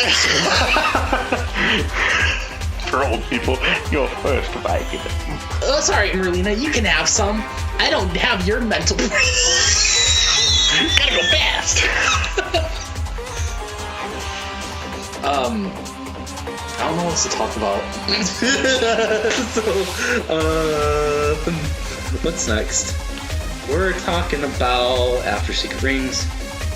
Was that Unleashed? Oh, it's Unleashed. Can I say we take a break? Go for it. Because we've gone through quite a few. Yeah, I have to turn to a werewolf first. Be right back, guys. So I'm getting tired and, like, look, we've been recording for, I think, collectively about 5 hours now. About 5 hours. Alright? Listen, there's a lot I like about Unleashed. Again, this is one of those things where, like, I would rank the game higher than I put it on here, because this is this definitively Sonic? Not, is this a game I like? You can say Sonic Unleashed is peak all you want. Maybe you're onto something. But if I'm playing a Sonic for a collective 20 minutes and Dollar General God of War for 3 hours and he doesn't even have a drop shadow in Eggman Land when he's walking on bricks, I'm just gonna tell you citation needed. But there is a lot I like about Unleashed. I will say Sonic is a slipping, sliding maniac, and boosting just makes life harder. I've never felt so out of control of Sonic than when I'm boosting. Yeah. Like, you look at all the... I know for a fact I've missed them. But, like, when I'm boosting and I try to steer, it's just not really Sonic doesn't doing it. steer. He doesn't steer in Unleashed. I can't entirely Unless see you're drifting. I can't entirely see what's ahead in a 3D space when I'm boosting, and I struggle to know when boost will benefit me. Right. The werehog stages are more passable in this version, which is the Xbox 360 version. Yeah, the HD version. Because they're just more. There's just more going on. I give it an 8. That being said, the PS2 version, S rank. Clean S rank. It's charming and has much more in control of regular and Sonic. The stages are in acts and have minor puzzles which are enjoyable. Music is fully orchestrated, so that's lovely. The story and plot are very enjoyable. You have SA2, Sonic Unleashed Standard Definition, and 06, all in S tier. 06 is not in S tier. 06 is an A tier. I really thought you said S tier. No. Okay. Don't frighten me like that. I'm sorry.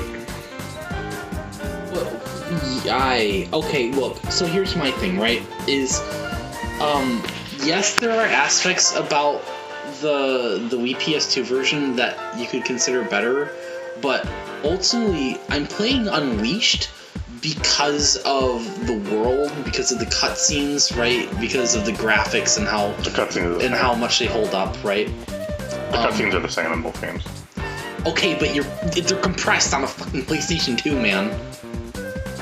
They looked about the same. You're high. You're high. Maybe it's because I went from the PS2 version to the 360 one. You notice it going the other way around. You want to know what else I noticed? I noticed Tails' fucking airplanes missions make me want to shoot myself in the fucking brow. Yes, that too. It's weird that Tails doesn't do anything, but this was after 06, so none of Sonic's friends do anything. It's... Listen, Neither. I can argue that yes, 360 is the more full experience. In fact, there's an entire world cut from the PS2 version. I think it just benefits by, because when I engage in an open world, I'm expecting kind of like to play around in that open world. Yeah. It just feels tedious. Yeah, the hub worlds aren't really anything special. I think they're very nicely put together. Oh yeah, they're really nice looking. They're really charming pieces of work. They're just not that fun to hop around. Yeah, they're immersive, but they're not servicing the gameplay, I guess you'd put it. Plus, when you're in these areas where it's like, okay, well, first stage is over here, and then it's like, oh, up on the clock tower is stage 2. It's like, okay, you gotta do a little bit of platforming to get there, and it's like, it's always inconsistent. It's like, it doesn't feel good. Sometimes It's like, Warhog just doesn't want to grab onto something. and like, I like that now, ordinarily, that'd be something I'd go for, but it just doesn't function right enough. So, for me, I like the PS2 version where it's just like, just go right ahead. Like, yeah. Just keep going. Not even a point and click, but because I played them on the PS2. So it's like, it's just better. It's just better as a game would function, because I feel like I'm slipping up and I don't know why, because they still haven't mastered that sonic control that I think is really important. I completely understand people who like Unleashed Standard more than HD. I think the reason I and many prefer the HD version is like it depends on how much you like the ideas Unleash is putting forward. If you don't like them that much, then like the Wii and PS2 version, it just gives you less issues to deal with. Whereas like if you're playing HD version, then they probably don't bother you as much because you're focusing more on the positives. If I can say this, and this is something that was interesting, I remember when you told me, Ryan, you should try the 360 version of Unleash. You might like it. And I said, okay, I'll try it. And I remember playing Apotos was just fine. Mm-hmm. I didn't have any problems with that really until I got to Spadonia, I think it was. Mm-hmm. And I was just like, what the fuck is happening? And just like, boosting is already not my favorite thing. Right. It's much more serviceable in the stages of Wii and PlayStation 2 because it's a bit narrower on the wide open range of where you can land. Like when you're going in the air and you have to press buttons that are correct and you can just boost, it's not that wide of a radius. Yeah. It's very much a narrow thing that doesn't allow you to slip up. It's more forgiving. Yeah. The Xbox 360 version is just too wide, and I'm looking ahead, I'm like, having to make split-seconds decisions because I decided to boost, but I'm like, do they matter? No, not really, but it's like, why are they there to begin with then? And I by the time I've already thought of that, I'm boosting through, and I'm trying to figure out this thing and that thing, and I'm just like, I'm so confused, because it's like, maybe if I grew up with it, it'd be a bit different, but as it stands, the fact that you can go to the temple in these hub worlds that aren't really that fun, and that's kind of what a hub world's supposed to be in my mind, where it's like, okay, if you're gonna have me walk around and talk to people, don't just have me walk around and talk to people, have me play around. Yeah. Have me do some dumb shit.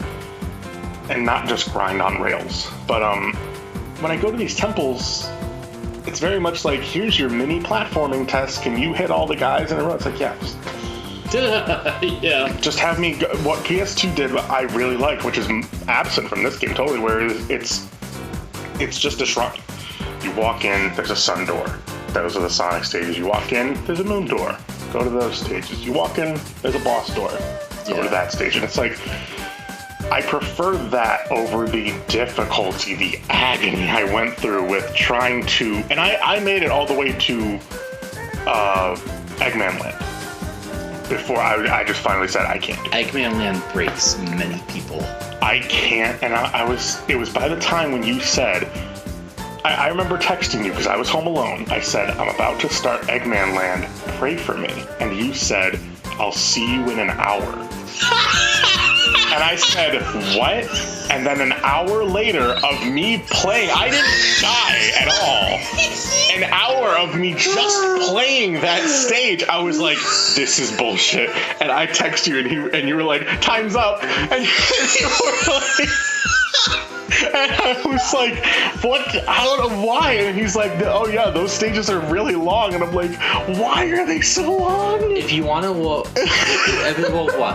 if you want to know what it's like to see a crazy person, like how I look at you when you say you love 06 so much compared to some of these other games, it's like, what the fuck? Then you get to make fun of me right now. Listen, we've established I like the wacky stuff. I like Shadow more than Heroes. I like CD more than Sonic 2. I'm not saying it's my favorite thing to play through. I like the idea of Eggman Land. I don't mind a Sonic stage being stupidly long. An hour and a half is way too long. But if there is like a refined Eggman Land, like a 15-minute stage just with actual Sonic and not Dollar General God of War, I think it'd be fun. But like between 90 minutes and lack of Werehog drop shadow here, balance on pipes, and just repetitive combat, Eggman Land, nay, the whole game is just... But I would rather play the HD version because it's like, I don't like either of these versions of the game, but like, I can look past the negatives to experience the higher highs. If that's what it takes, I'm making that trade. My problem is that I can play it too. My issue comes in the form of long, drawn-out, repetitious battles where in the prior I've experienced completely different, where you get a break in between. It goes in acts in the PS2 and Wii versions where it's like Act 1, Act 2, Act 3. I think there's 5 acts in Eggman Land throughout the game they range from like 3 to 5. But I'd rather acts than have to play through an entire stage that's 10, like that's an hour and a half long. The first Werehog stage you do in the HD version, it's like actually 30 minutes. And like you get an S rank. And I'm just crazy. Like, what? Because it's padding. But it's taking like a tiny bit of material and stretching it, and I'm just like, I just get so confused because I'm like, the combat, I'll grant you, in this game is a bit better when it comes to dealing with smaller enemies. PS2 and Wii versions were not very good at that. I had some problems with that, but they were a bit better in the 360. The problem for me comes in the form of Boost Sonic and the Boost gameplay. And not so much grinding. I enjoyed grinding, but the length of the Werehog stages. Yes. Unforgivable. Yes. Because it's not just too long. You wouldn't say to someone, "Hey, let me just play this stage in Sonic Adventure 2 Battle. I'll be with you in like 3 minutes." Yeah. You wouldn't say that to someone about Unleashed. Right. Because it's like, oh yeah, I'll be here tomorrow. It's like, what the fuck are you talking about? Like, I understand why you like this game. You say it's a trade-off. I put the 360 version in A tier. I acknowledge that it is the probably more you put it that high? Oh. I put it that high because I can't hate the game. I hate that last part. I'm kind of surprised you put it in A tier compared to everything else you have. Well, because, again, it's not the worst, but it has some segments I don't like. But that sounds more like B tier, doesn't it? Maybe. I'm still kind of waning on that one, but I put Sonic Unleashed PS2 in S tier. I put both Unleashed in C tier. The Wii PS2 version is the very bottom of C tier. So like worse than the advanced games, better than like Sonic R and Shadow. I put Unleashed near the top of C tier, around the Rush games, but like, higher than those. I did put higher than Heroes, and that's when I'm like, you could talk me out of that, but I think both games suffer from bloat. But they're like different kinds of bloat that are bad for different reasons. Yeah. And they both feel not Sonic-like for different reasons. But I think I enjoy the world of Unleashed a little more. The story has, by a hair, a little more meat on its bones. For me, I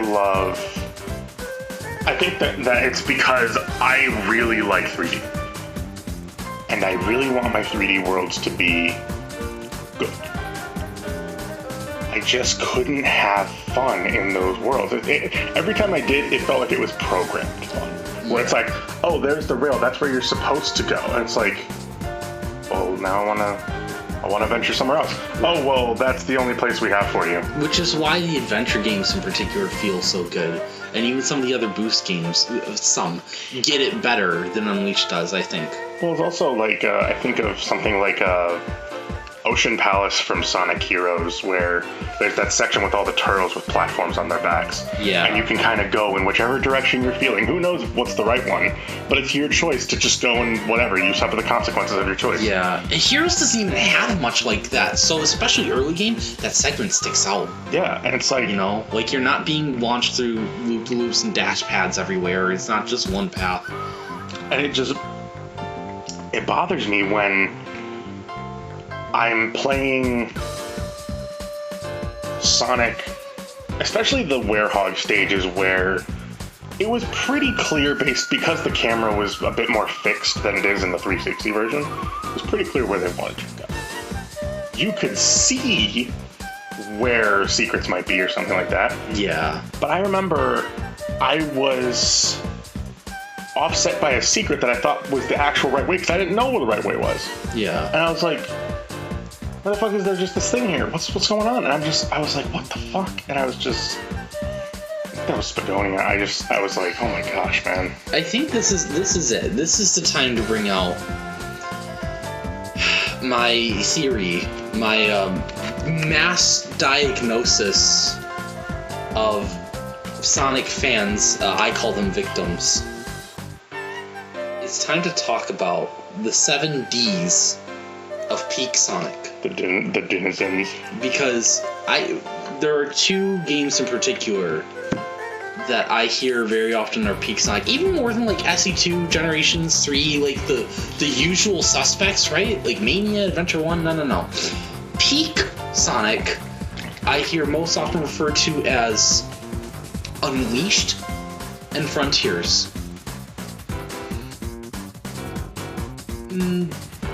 No.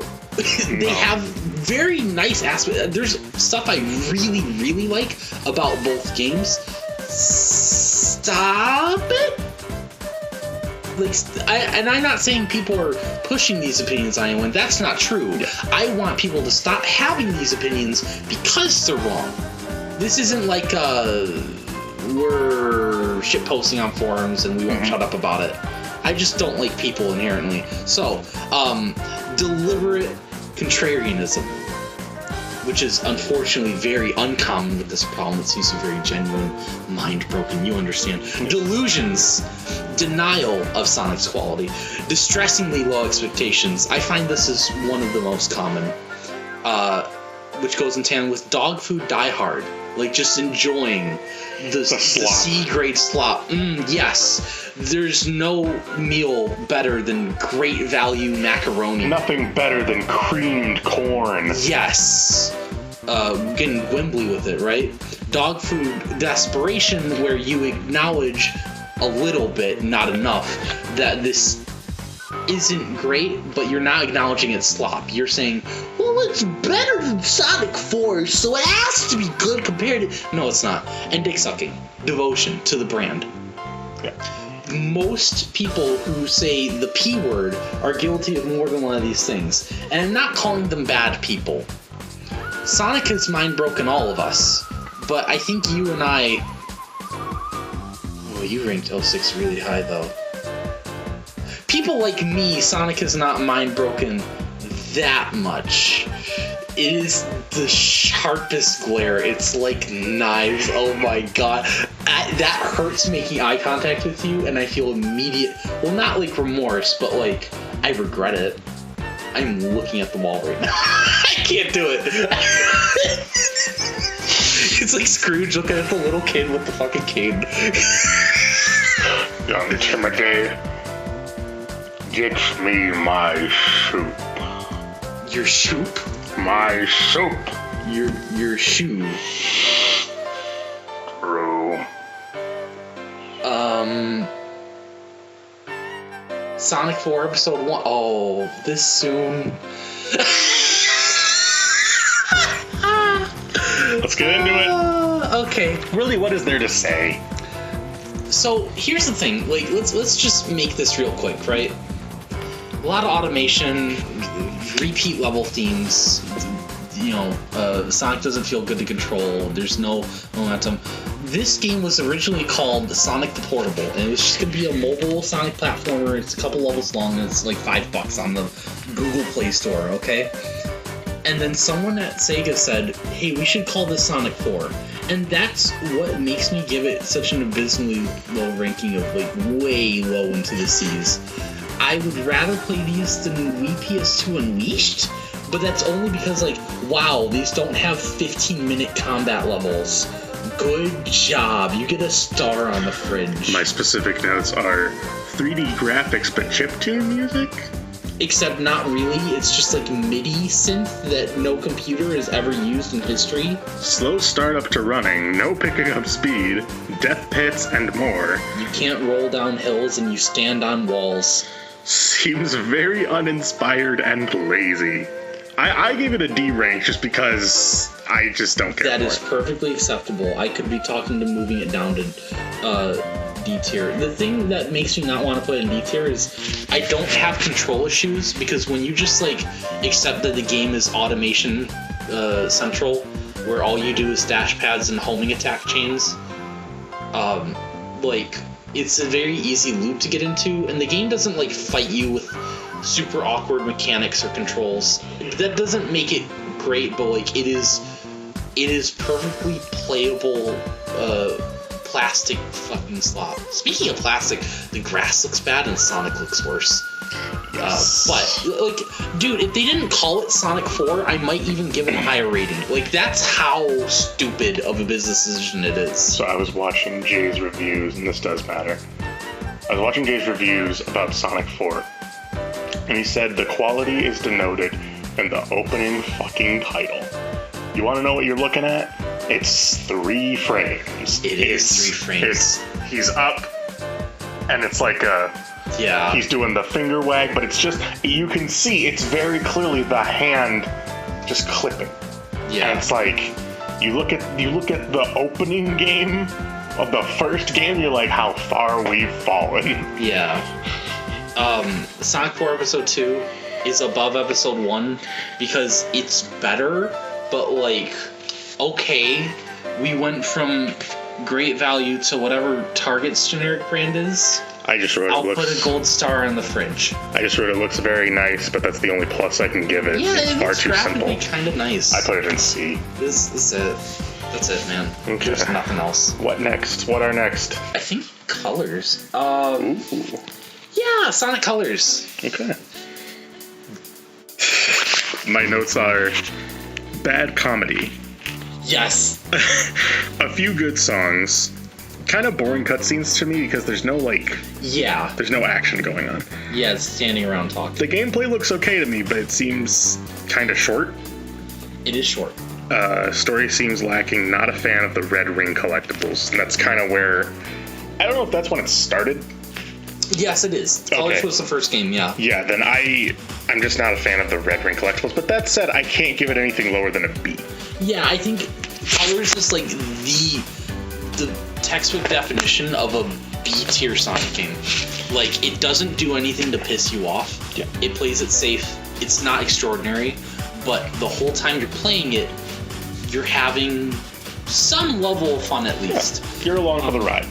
This Colors, maybe more than any other Boost game, uses 2D a lot, and it gets very like Mario blocky platforming, but they still do allow some speed if you can like only attack onto an enemy, or like, oh, you get to use like a rocket wisp here. So like, I don't think it's super offensive, really. I get the complaint though, and I like just Red Rings not for me, and that's not really like. Again, I would love to play Colors someday. It doesn't seem bad.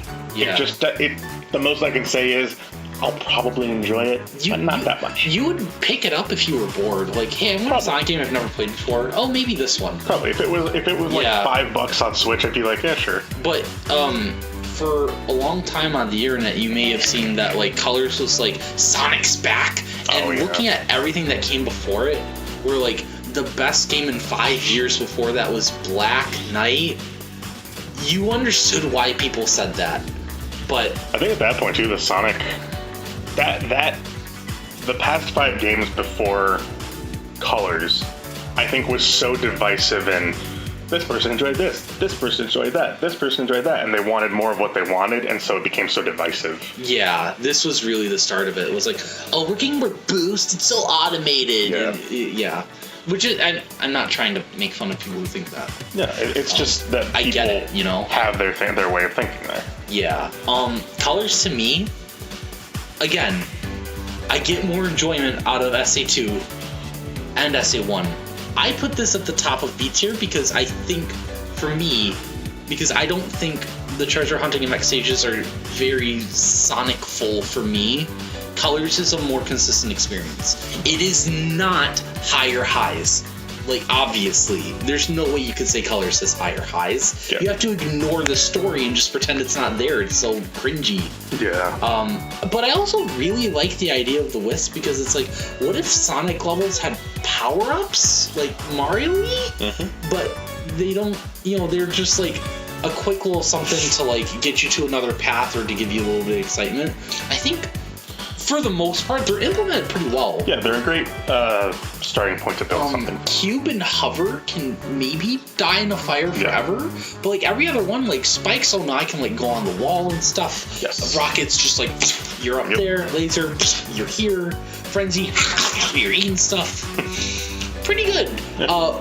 The Wisps have a horrible reputation now because of how later games use them, and that Colors is the only game that's ever given the excuse for why they're here. It's because you're in space and Eggman's using their home planet as a source of energy.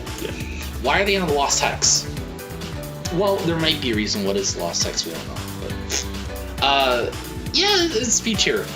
Colors DS, I think... I put this at the bottom of B tier. B is not huge, so it's under SA1 and above, like CD and Rush. A lot of people say this looks better than the Wii version. I think the Wii version just has a little more complexity with like 3D segments and a larger selection of wisps, and arguably better wisps. But Colors DS looks like the most fun of the Rush games to me, because it's not bloated like Rush Adventure, but it's got more meat on its bones mechanically than Colors or than Rush 1. Like Colors DS, you can stomp and air boost. Yes. I forgot you couldn't do that in the first two Rush games. That's crazy. Yeah, much like Rush, but incorporates Unleashed moveset a little bit. Yeah. And Wisps. Music is just an 8-bit version of the Wii soundtrack. Doesn't seem too special. Again, 2D Sonic isn't my cup of tea. I said rank C.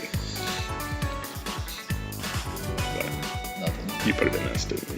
No, I said the bottom of B. And Colors is the top of B. And again, I get like, you put this above SE2. I just think it's more consistent experience. For my definition of a Sonic game. Yeah. But like, I think SE2 is maybe like the game with the best quality in the series besides like Mania.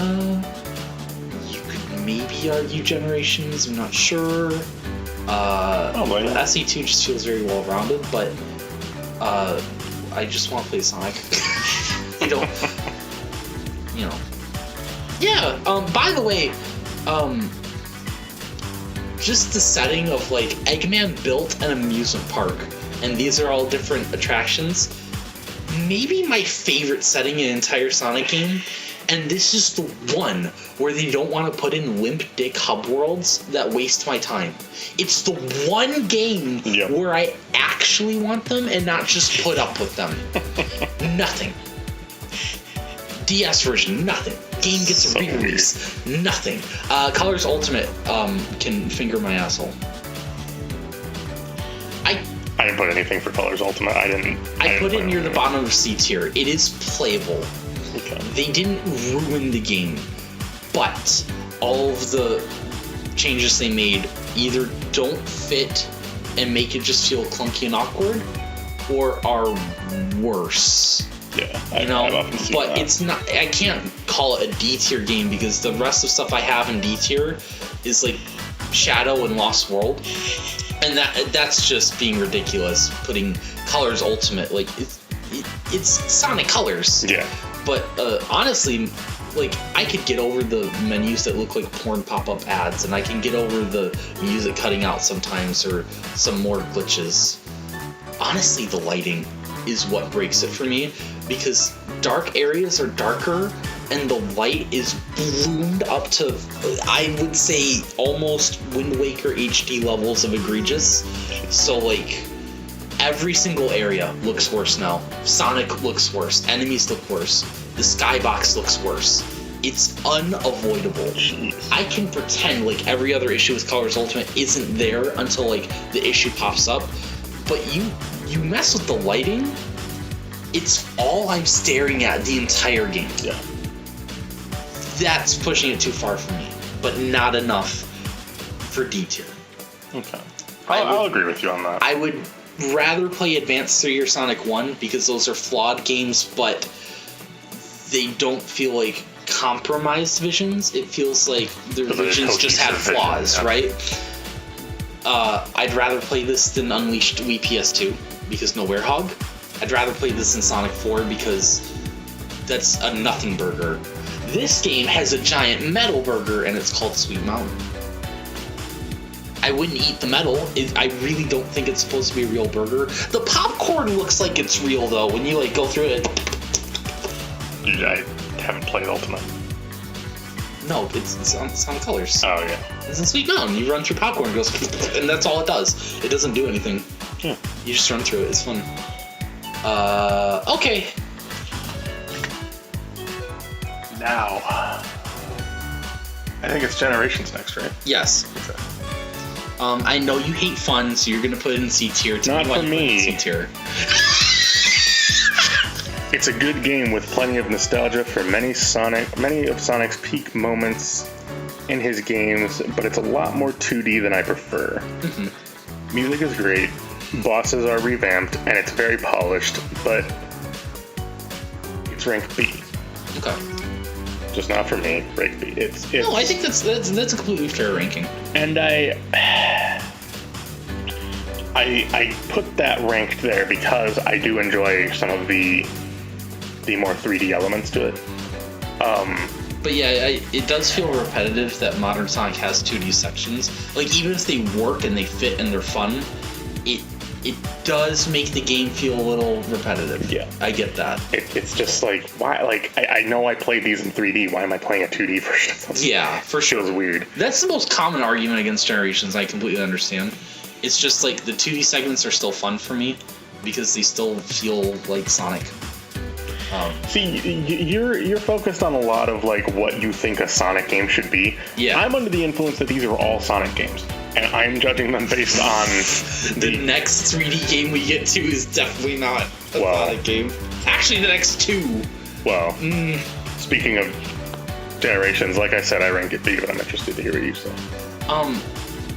So as of this current version of my list, it is the game I have highest. Now here's the plot twist. I didn't put anything in S tier. Okay. I think there's things about Generations, Sonic 3, and my third and only other A tier, Mania, that like there's little things I'd still want to see change, but there's just a few enough issues that I'd say like this is an S tier. It's not me trying to be like Sonic was never good. It's just like I always think we can go higher. And we need to aim for a higher level of polish. You could talk me into thinking that any of these games, or even like SA2 or SA1, are S rank, but I just want to see us go higher. With that said, like, there's stuff I don't like about Generations. The story and the dialogue are just non-existent. The final boss. The final boss is horrible, but it's not Dark Gaia. No. Press X 60 seconds. Oh god, that's much easier in PS2. Yes. Also, speaking of that, the final boss for Generations is easier in the 3DS version, which is the most nothing burger Sonic game I've ever played. Dead center C tier. Classic Sonic gets a homing attack by Emerald Coast, but remember that Modern Sonic doesn't have 3D sections in this, so. That what makes Modern Sonic different, like a boost and a stomp, and like that's it. Yeah. So it's so homogenized. Plus, the level design is just not that great. Most of the level design is reused from other games when they can. What I wrote down for Sonic Generations 3DS: many differences. Radical Highway, a shadow stage, and the other differing stages and bosses, but the gameplay looks off and uninspired to me. Honestly, I'd never play it. I rank it D. It plays fine, like it controls fine, but it's so boring. Yeah. Like all you need to know is Generations took at least 3 years of development, if not more. Generations 3DS was made in 9 months. And it's like, oh, okay, I know what I'm getting. Yeah. Still not. But as good. someone who only had a 3DS when the games came out and not a 360, no PC, no PS3, I was big sad. And the problem with Radical High was like, the Sonic never came here. This is Sonic. No, the problem is it's boring. You know how we capture the magic of Radical Highway? We put it in 2D and we give you bottomless pits. And the elevator platforms that go up and down, that's what you love Radical Highway for. Generations, look, I'll keep this short. I don't like it because of, oh, it's reminding me of all these great stages. I like it because it's, to me, like, amazing Sonic level design. Plenty of opportunities and tricks for speed running. Classic Sonic doesn't feel true to Classic Sonic, but you have this busted spin dash. And the game embraces it. It doesn't pretend like you have physics you don't. You talking about DS? Or? Oh, no. Just OG. Actually, Generations 3DS Sonic feels like it's just a regular spin dash. Yeah. HD version, that thing's like, it's more busted, twice as busted as Adventure 1, which is insane to say out loud, but it's true.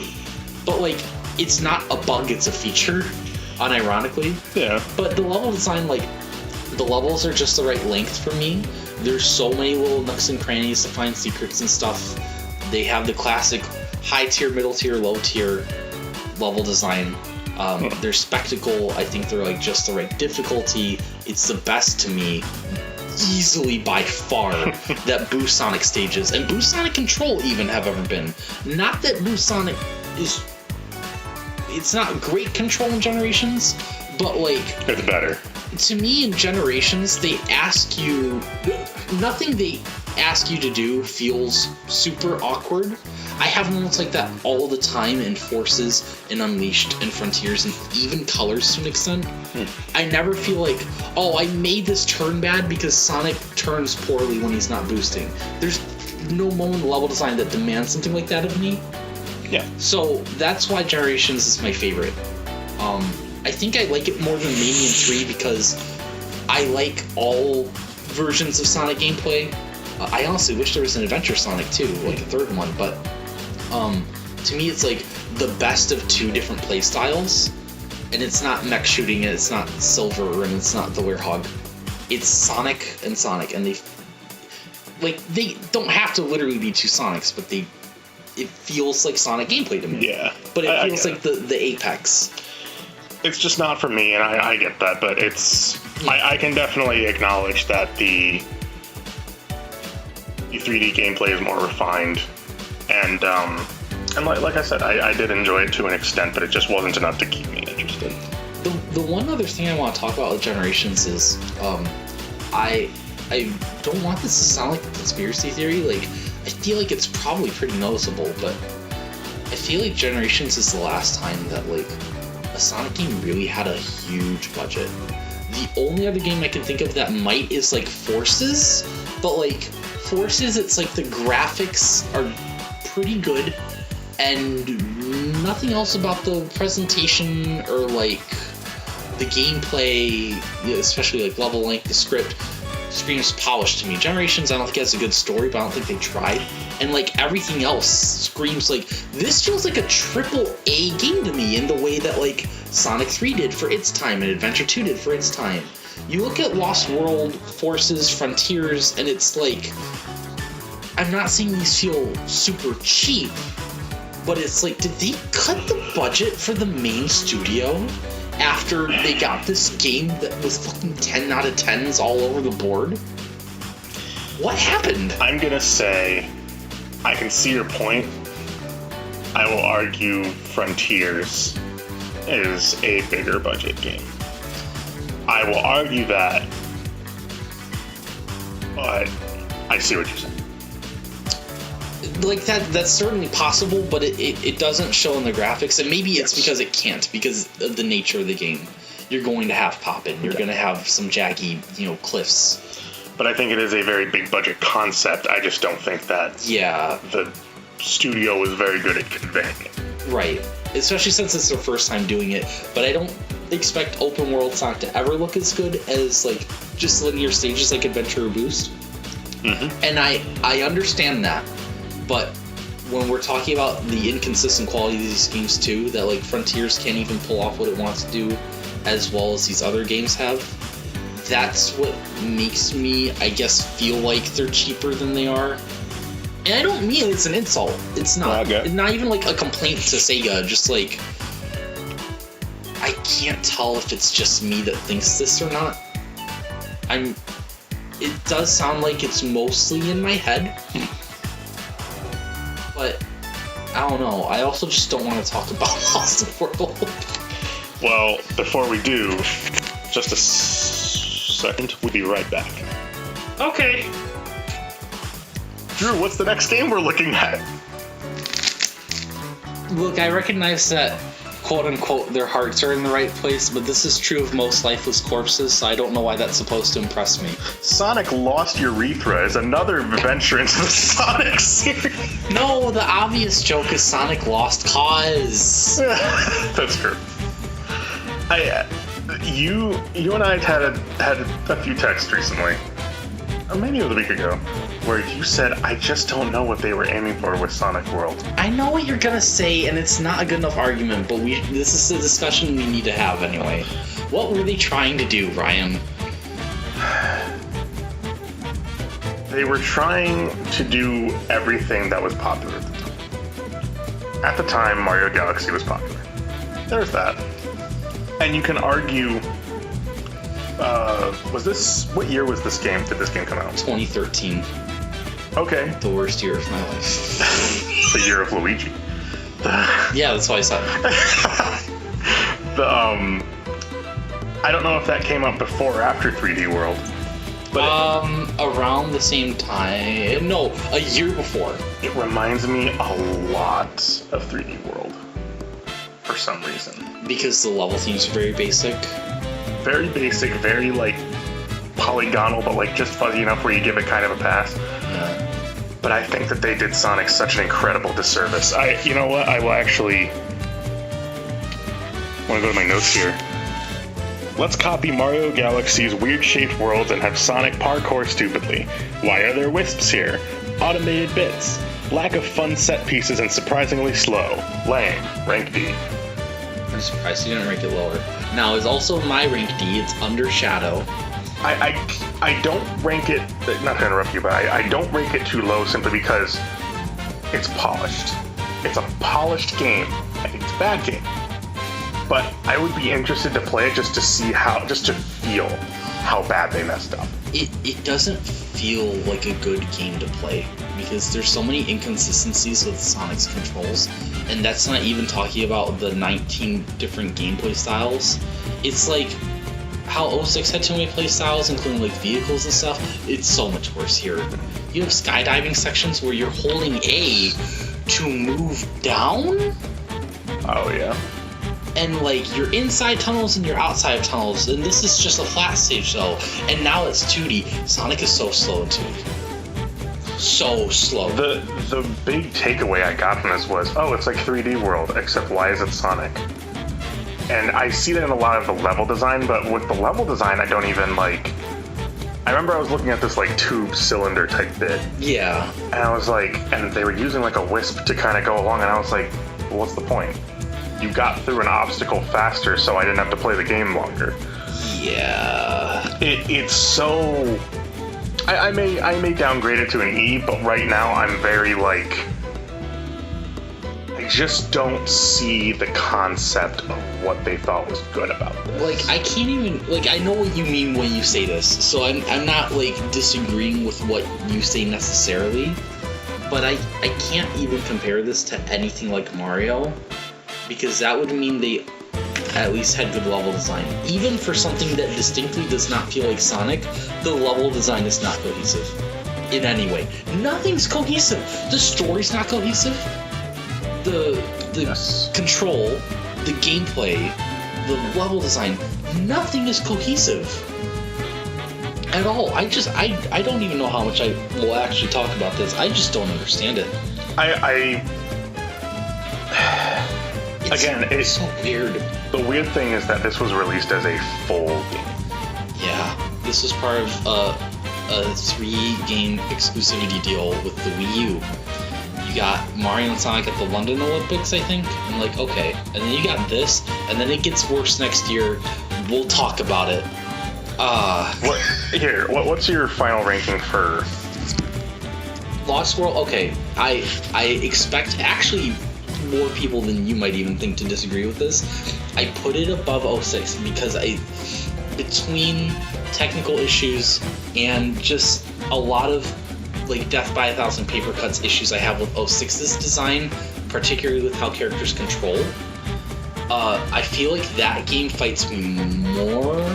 I acknowledge that it feels more like a Sonic game, way more like a Sonic game than Lost World does. Like, I am only giving Lost World a higher rank because it functions ? I never get the positive feedback out of it, but like, I guess it's a game that functions, I guess. Everything else about 06, as much as I fucking hate that game, I respect it more. I'm gonna disagree with you. And I get it. And I'm actually gonna encourage you to put it below 06. Because, and this is my reasoning, you don't have to, but that's my encouragement. Sonic 06, for all of its flaws, has set pieces that when you look at them, keep in mind you have not played this game. Yeah. You have played Lost World. If you actually did a full playthrough of Sonic 06, I think you would actually see bits that are, because you're smart, like a lot of other fans, where people who played 06 can see what they were going for. There are bits of brilliance where you're like, this is exactly what I wanted, this is exactly the moment. Okay, it lasted 2 minutes. But there are those bits. There's the Kingdom Valley water bit where you're running on the water as you're going through and you're just like, yes, I wanted this speed, this Sonic, that's all I wanted in this bit. And it works. It takes 2 minutes. The Crisis City bit where you are running from a tornado. I argue that is even like better than anything in this game. This game is just like, here's the problem I get from this. Sonic 06 feels like someone's vision. Lost World doesn't feel like a vision. Lost World feels like a mess of studio executives said, what can we do? Well, people like the Wisps throw the Wisps in. What's Mario doing right now? Weird planet type stuff? Sure, go throw that in. Climbing? Sure, why not? It doesn't, like, as bad as you want to say you fight the controls, I argue the controls only get easier as you play. This one I can never see getting used to the controls.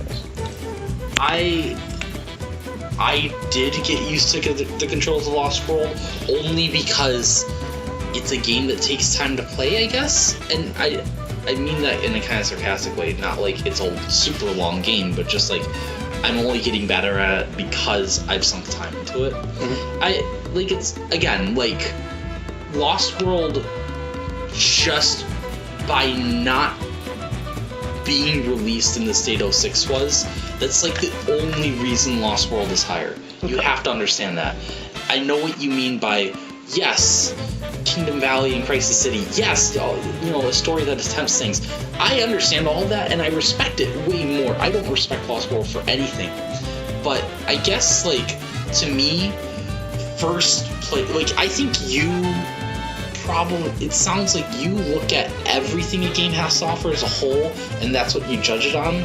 I judge aspects of a game in, like, a tiered way, where, like, first, like, gameplay, and then control, and, like, I don't know, man.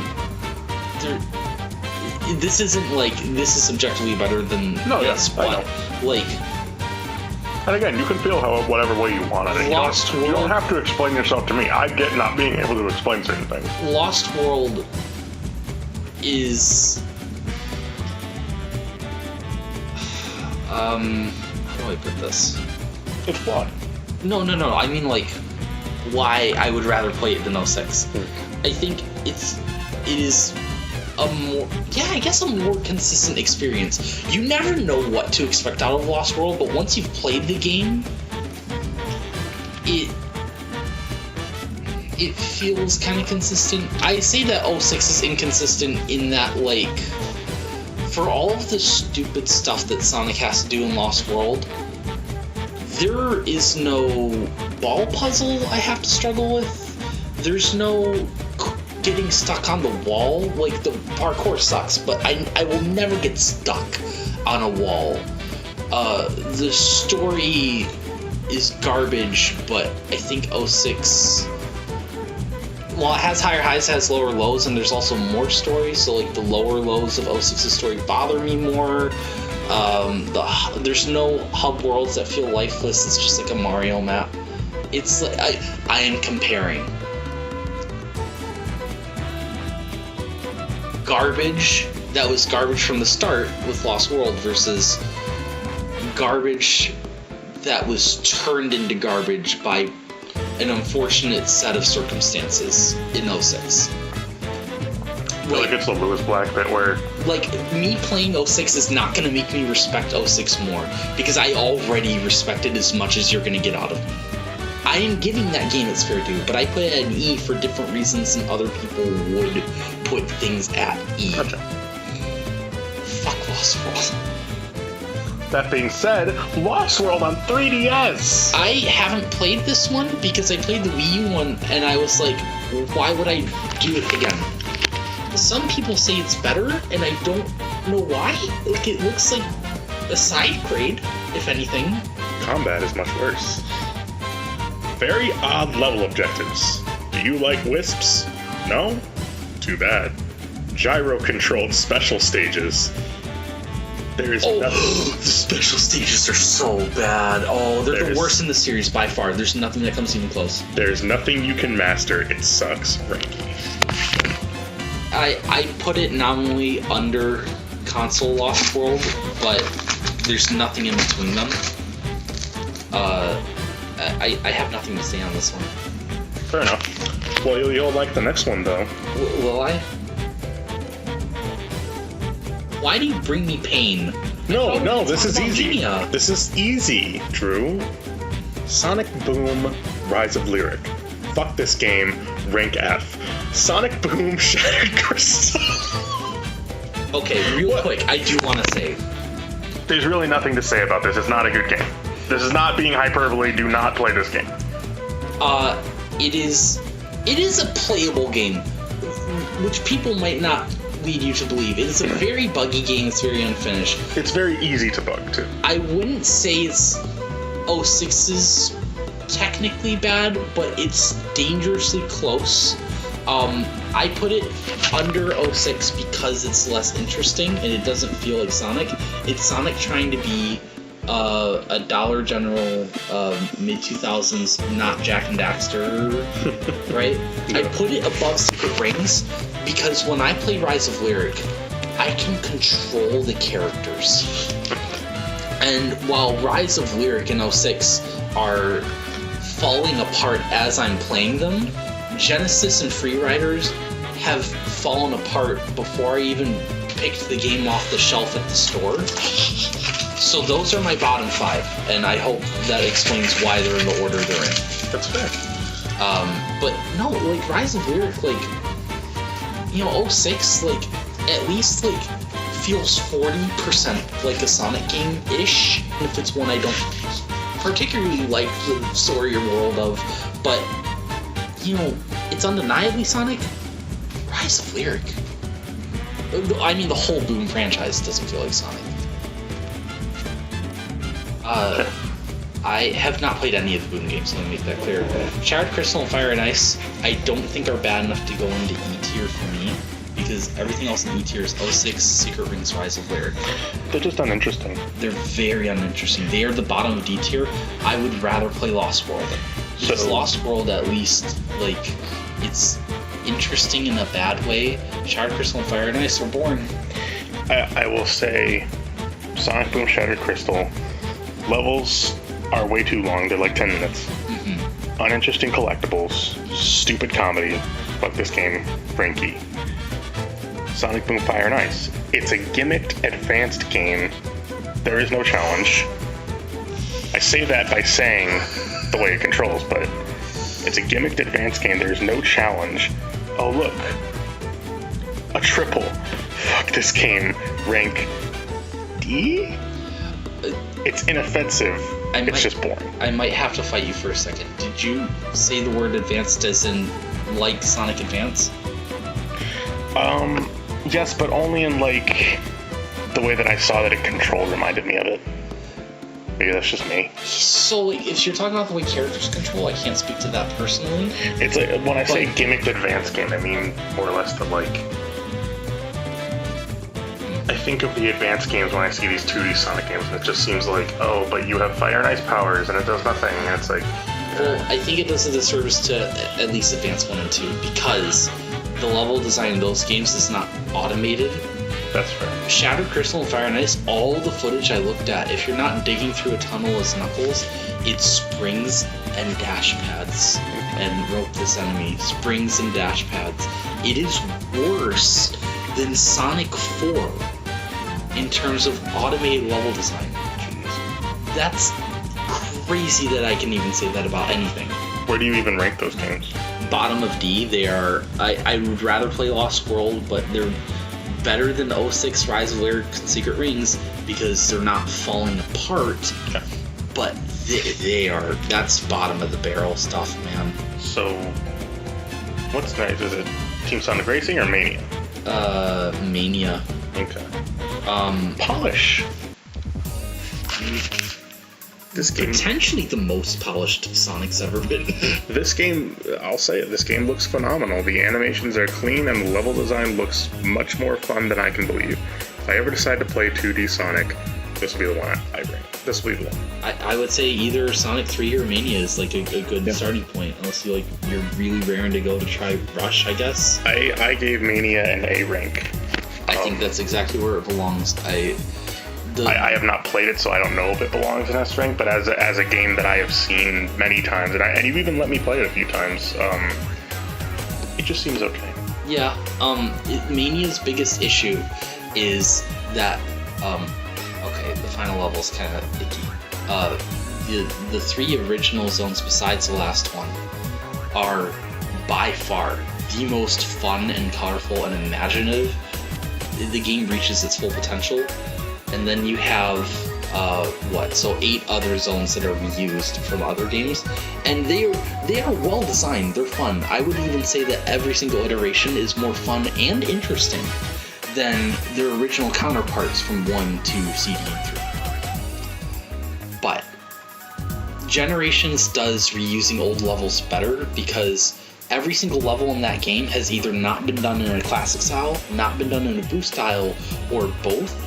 We're taking classic levels for classic characters in a classic game, and it's hard not to feel fatigued by that, no matter how big of a Mania fan you are. You could be the biggest Mania head in the world, and you will admit that's a problem. It's not a problem for everyone, but it's, you know. But the important part, I think, is that this game is polished. Yeah, like there's no. Even like the last level is kind of as it is. Like I think it's better than Sandopolis Act 2. I'd rather play it than like Wing Fortress, right? Because at least you can go fast sometimes. So you're also putting this in A rank? Yes. I'd also really like to point out the fact that Mighty's kind of boring. You can't really do any of the stuff he did in Chaotix. Yeah. Ray, I think, is an amazing idea for a Sonic character because you're gliding through levels, but levels aren't. It's not like Kirby where you can just go through the sky. Ray, more than any other character, demands that you know the level design by hand. Jeez.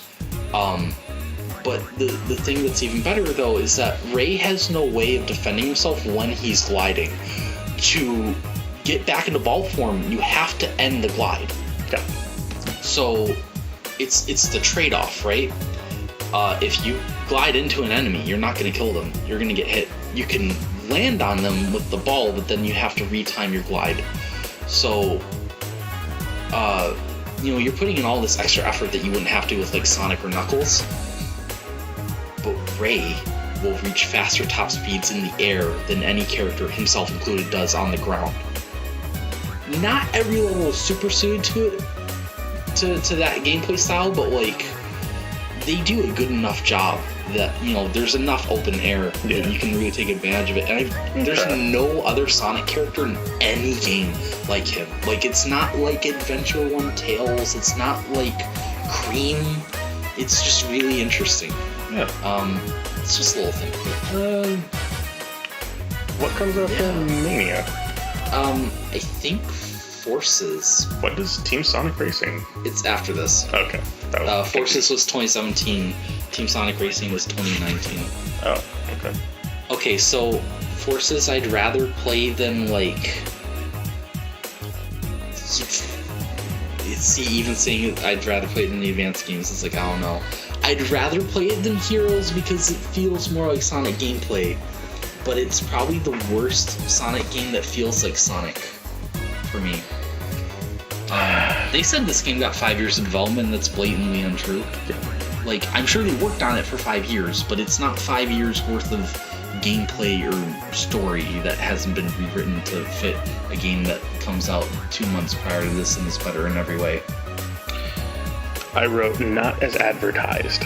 Levels are too short, custom character is tedious, boosting is boring. 2 Sonics, 1 custom cup. The music is okay-ish. Wisp weapons. Recycled nostalgia. And Green Hill. More like Sand Hill. I think my 2 biggest problems with this game are, if you're going to shoehorn in Classic Sonic, who does not need to be here at all, you could at least give him his busted spin dash back. But it's like, no, we want to be more accurate to how he originally felt, and that makes every classic stage automatically extremely boring. But Forces, I love the concept of Forces, just the story. The heroes have failed, and Eggman has taken over. It's like, what if an entire game was Sonic CD Bad Future? And it's great. Could be, but like, I don't know, like, even like Eggman's like final fortress in this area, like, it doesn't scream Eggman, it looks like Microsoft HQ. Like, you know, it looks like it's very generic. Big techno-bad's power. Yeah, and then you have like Green Hill has sand in it because the climate changed. That doesn't mean sand's gonna be here, dude. If anything, it should be like on fire or like dried out. But sand, and there's like Mongolian Deathworms, Lost World, Luminous Forest. Like, it's a forest, but it's also casino. Why did Eggman build it? Hey, go find Eggman. Okay. I gave it a D rank. I gave it a D rank because it is playable. D is reserved for trash. R being lovable trash, and everything else being, you know, Shadow Lost World. So on my list, I cannot put Forces in D and be genuine about it. I'd rather play Unleashed. Higher highs, lower lows. But Forces, I feel nothing. And like, even when I enjoy a stage in Forces, and there's a couple where like, oh, this is like getting good. Like at Gate, you know, when like Sonic's like grinding out on rails in space. Or like, actually I think like both Avatar and Sonic's final levels, like Mortar Canyon and Imperial Towers, like the sun and you're climbing up. Yeah. Like those both are like, this is getting to like, this is gonna have its own identity, like Final Rush and Seaside Hill. We're getting there. And then as soon as you're really like having fun,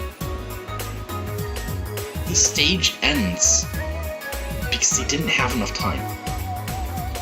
I can't say that about any other Sonic game where I'm getting close to having fun, and then it just ends? What the fuck? Like, okay, Sonic Chaos' levels are 30 seconds too, but okay, it's 8-bit 2D Sonic. For a game that was originally launched at, what was this actually launched at, 40? It was launched at 40, and they announced that ahead of time, and that's how you knew it was going to be good. It was like, whew.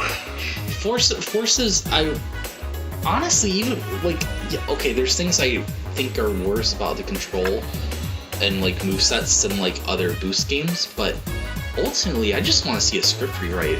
Yeah. Because like, there's nothing here premise-wise that's horrible.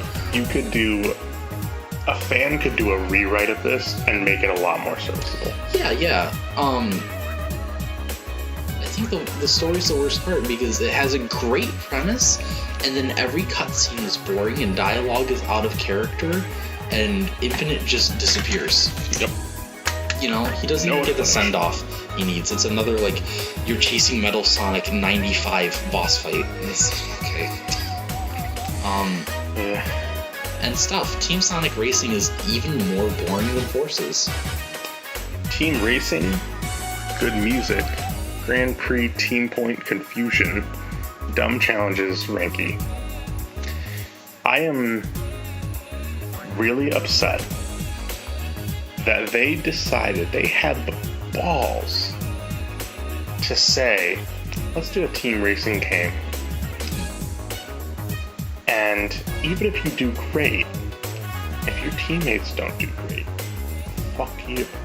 So, like, I think maybe if you were playing multiplayer and that was the way they scored points, that'd be one thing, but when you're playing single player and you're the human and you did first place and you're being that heavily punished for the CPU performance, that's bad. It's so That's bad. very bad.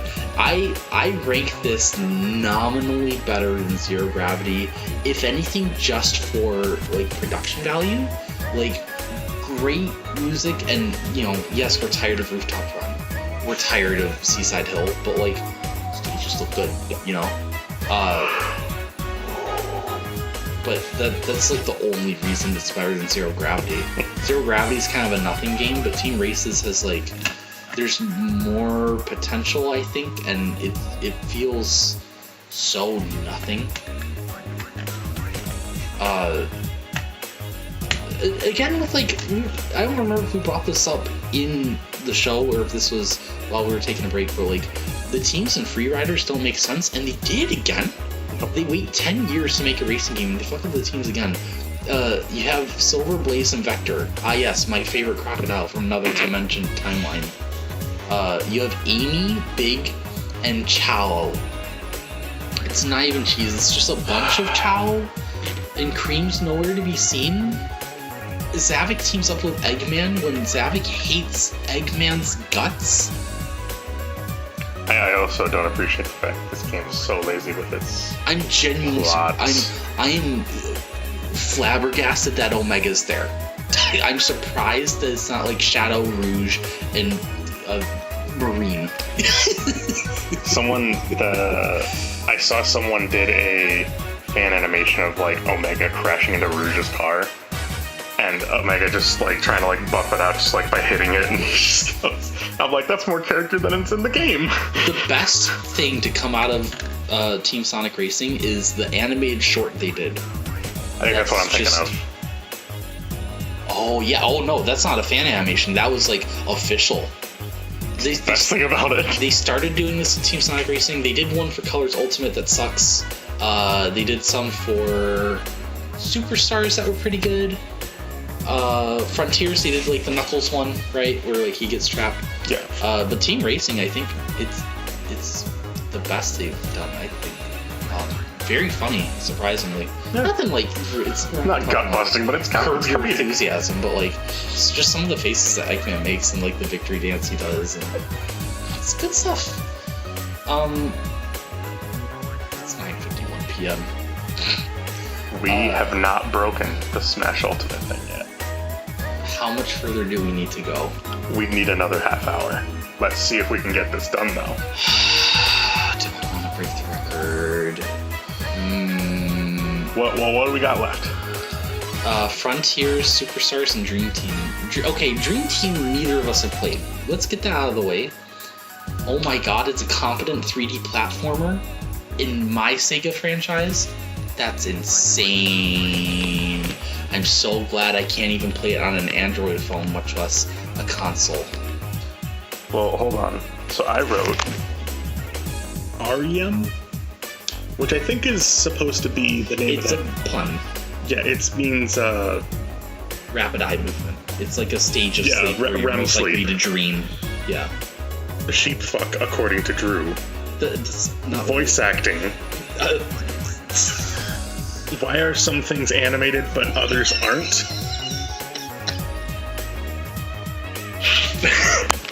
Yeah, I mean the lack of animation is really low budget. Okay, here's what really bothers me about this.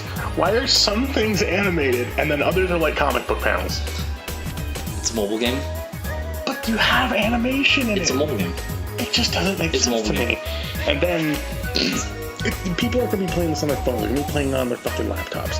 And not super great music, exploration, and switch between characters. I do like that. Yeah, that's really interesting.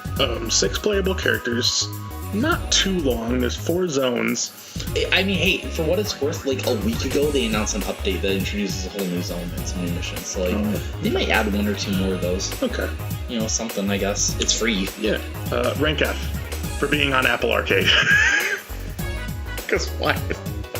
Apple Arcade. There's no way I could put something in rank F for that reason. I'm joking, but I put it in rank B because okay. I just the levels don't look too creative. I mean, like I like the setup. Yeah, I don't like how it's just like colors. It's like I kind of wish there was a bit more complex textures. I mean, this is pretty much reality anyway. Might as well be with the quality of Sonic. But if you told me that like they're reviving this old IP called Sonic the Hedgehog and they're making a new 3D platformer, this is what it would look like. Does that make sense? Oh, I get it. Like it's very thematically. I love the whole dream world thing. I love the trippy looking bosses and vibrant colors and architecture. It works for this game because of the whole dream aspect. That's more that Sonic Colors CD theming I really like. Other than that, like it looks fun. But it's not like I wouldn't. Oh man, I can't wait to speedrun Dream Team. I can't wait to 100% it. But like, dude, I would say better than Heroes. Just because it feels. I'd have to play it. It's fundamentally There's no enemies with health bar. How have we done that for like 9 games? Ryan, please help me. I can't say that. Well, I can't help you because next we're going to Frontiers. Okay, so we talked about this before. There have been 3 updates. What did you bring? Oh, Dream Team? Yeah. It's at the top of C. It's just above CD and Frontiers. Okay. So above average. The only other game in C that's above it is Riders, which I would probably rank higher if I had played it. Okay. Dream Team I could maybe even be talking to B as well because like Colors DS is also like a hey, I'm playing this in 3 hours and I had some fun. But I haven't played Dream Team. I don't have an Apple device. I don't. Apple devices are expensive. Why ever own one? Frontiers, there have been updates. Final Horizons being the most Vandalize substantial. my heart. Alright, you're vandalizing my heart by making me talk about Sonic games in your basement. Interesting, but it needed a bit more variety. I just like, okay, this is the best that Sonic has ever done in terms of combat. Yes, but I think what if I don't want combat in a Sonic game? Like, yes, it's flashy, it's very functional, it almost never gives me trouble. Some of the Guardians, at least, are pretty fun, but, like, I could be, like, running right now. A part that bothers me is that once you get certain power-ups, it's like, well, why do any of the other ones? Yeah, some of them you can... Is someone blocking? Oh, reverse it. Does someone take a lot of hits? Oh, just shoot your X beams at them. Yeah. Oh, cross slash is busted, yeah. Look, there's stuff I like about Frontiers, but between the boost feeling, I'd argue the worst it ever has. Not that it controls bad. Like, if this were the first boost game, I'd be like, this is okay. But I think it's worse than Unleashed. Unleashed is slipperier. Maybe you could talk me out of that one, but Frontiers just feels more awkward. You'll notice in 2D sections, Sonic runs abysmally slow, and Boost doesn't even change the speed. Like, wow, that's kind of crazy. Cyberspace stages. I'm sorry. No, you're fine. I'm just saying that, like, no, I had fun with the game when I had it, but I would not. I did too, and I don't think I ever want to play it again.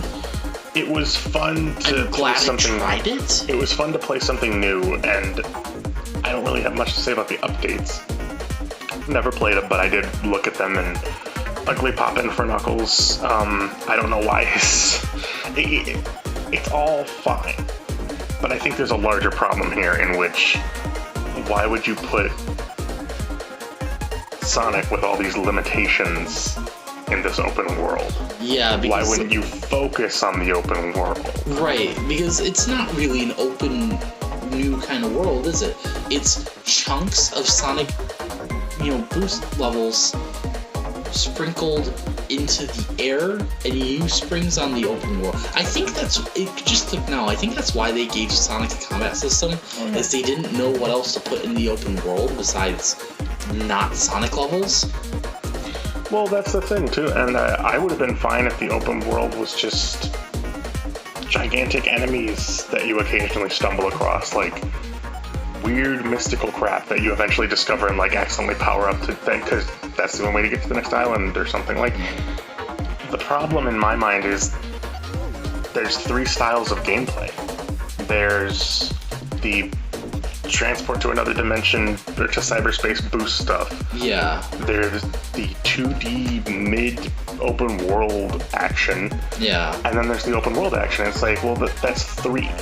Yeah. We're having a really hard time trying to manage all these things at once. I think the big thing for me, and I can maybe understand why as a developer it is the way it is. I'm not saying there's no excuse, but you can customize Sonic's controls in the open world, and the instant you go into a cyberspace level, that all changes. And again, I can understand why.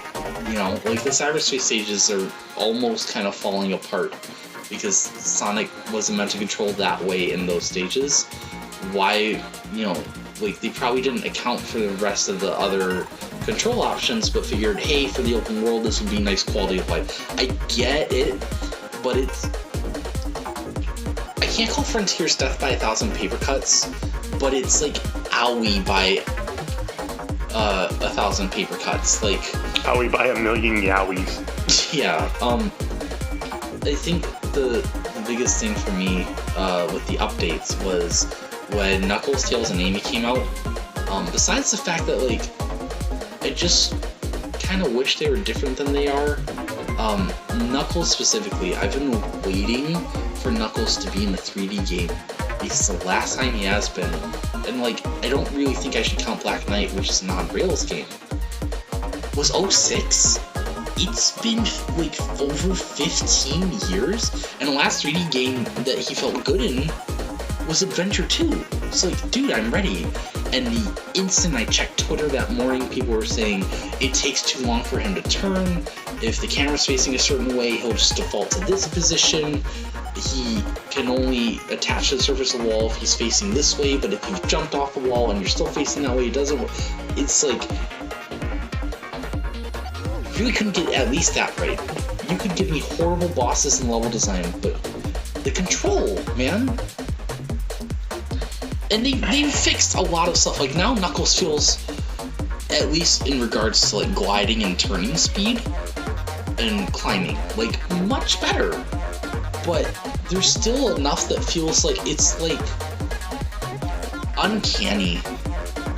Tails, when he flies up, when you do the input to fly up, he does like a charging animation. Knuckles had the same thing when he started to glide before. Now, in the patch, they fixed that for Knuckles. Now it's just a quick little pause and he goes. It's almost unnoticeable. Tails, they left it in. It's a whole second. The animation looks unnatural. It's so many little things in Frontiers that are I don't know why this is the way it is. I get they're trying, but I don't think they know where they want Sonic to go. So they had some ideas for Frontiers, but even then it's not a cohesive vision. It's here's a couple core ideas, and then what if we reuse levels in cyberspace? Oh, but what if you could customize controls in open world? Oh, what if there were bosses, right? It's a dartboard, and it's What do we have this month? Throw a dart. I wrote, it also feels cut short. This is when I first played it. Yeah. Oh, it is. 4 bosses and 5 worlds, if you can even call it 5 worlds. Fun bosses, but all enemies feel optional. Fishing is fun, but you can skip getting stronger by fishing. Yeah. It's fun, but it feels like it needs more. Yeah. I gave it a B rank. And this is why I put it high C. It's under Dream Team because Dream Team is more consistent quality. I call this better than like CD or Unleashed or Heroes, right? I think that's fair. Yeah. But it just like it's weird. It's a very like it's when I play this game, I have like I'm just tired. When you I will say this thing and then we will move on. When you throw 300 things at a dartboard, you're bound to hit a bullseye on one of them. It just happens to be that they still weren't very interesting. If they hit an open world Sonic was easily the biggest thing for this game. They don't do anything to explore that concept. I can't wait for them to try this later on, but I think they're going to take the wrong ideas from the success of Frontiers, and they're going to double down on like, okay, so now all the little bits and pieces of Boost Sonic levels aren't just floating in the sky artfully. Now they're naturally level geometry, and it's still just going to be like rails and springs, you know? I feel like it's that thing where like the person says like, hey, come here, I want to show you something, and then they open the door to a park that's just garbage, and it's just like, look at this thing, and you walk for it, and they're like, aren't you happy? And then we turn, we're like come on. Like, the thing that kills me with Frontiers is like, you know, even like Forces, I could say like, you know, Arsenal Pyramid, like, you go inside and there's all these like gears around and stuff, and like Capital City, like you see these giant illusions of Infinite, and they're like all lanky and really like creepy and Uncanny Valley. Tell me what makes Ares Island different from Chaos Island. Like, what's like the level gimmick? What's like the fucking chemical plant pink water? What's the Mushroom Hill like springy mushrooms? Well, Chaos Island is blackened because it was a volcano. Okay. And Ares Island is not. Okay. That's it. Right. There's one that is a sand island. I believe it's called Ares. Oh, is that Ares? See? Dude! That's the other problem. There's only 3 worlds. When they say 5, I'm like, there's not 5 worlds. Yeah. You could argue that other one is just an extension of that one that's on the island. So I don't know. But at least... No, I can't even say at least. Like, I'm just disappointed by both Superstars. Like, okay, look, they tried. I think they tried. I think they got Naoto Oshima's studio, which just happens to be like a B-tier studio that makes games quickly and on the budget. Yeah. But like, you know, oh, we want Naoto Oshima back. Doesn't have anything to do with fucking Sonic gameplay, but like, oh, well, it's him and you know his name, so like, let's get him. And, you know, he's wanted to work on Sonic again for a while. You know, it's just been like Balan and like 3DS games and shit. Okay, whatever. I think RSS was sincerely trying to make just like a good follow-up to 3 and Mania. And they could have gotten there, one, if they had more development time to begin with, but I guarantee you that it wasn't at the very beginning of development, but later on, that Sega corporate said, hey, you should do multiplayer. You know that thing that has never ever worked in any Sonic game ever? You should put that in your high-speed 2D platform. Because you notice stuff like, okay, you beat story mode with 4 characters. You moved on to Sonic Superstars. Yes. I forgot. Sorry. I know, we're still talking about mid-garbage. So, like, story mode, you can initially play with anywhere from 1 to 4 characters, and you unlock Trip's story, a whole new character. Trip's story is as long as the regular story, the same levels and shit. You can only play single player. They're, each of the 4 main characters, right, through their first story mode, they each have an exclusive act. If I'm Tails and you're Amy, and I get to the zone where Tails has exclusive act, I'm like, oh, I want to play this, and you go, sure, and we can play it together. No, you can't. You're waiting on me to finish it. The final boss is supersonic, and his friends help him. Like, even the final boss isn't, like...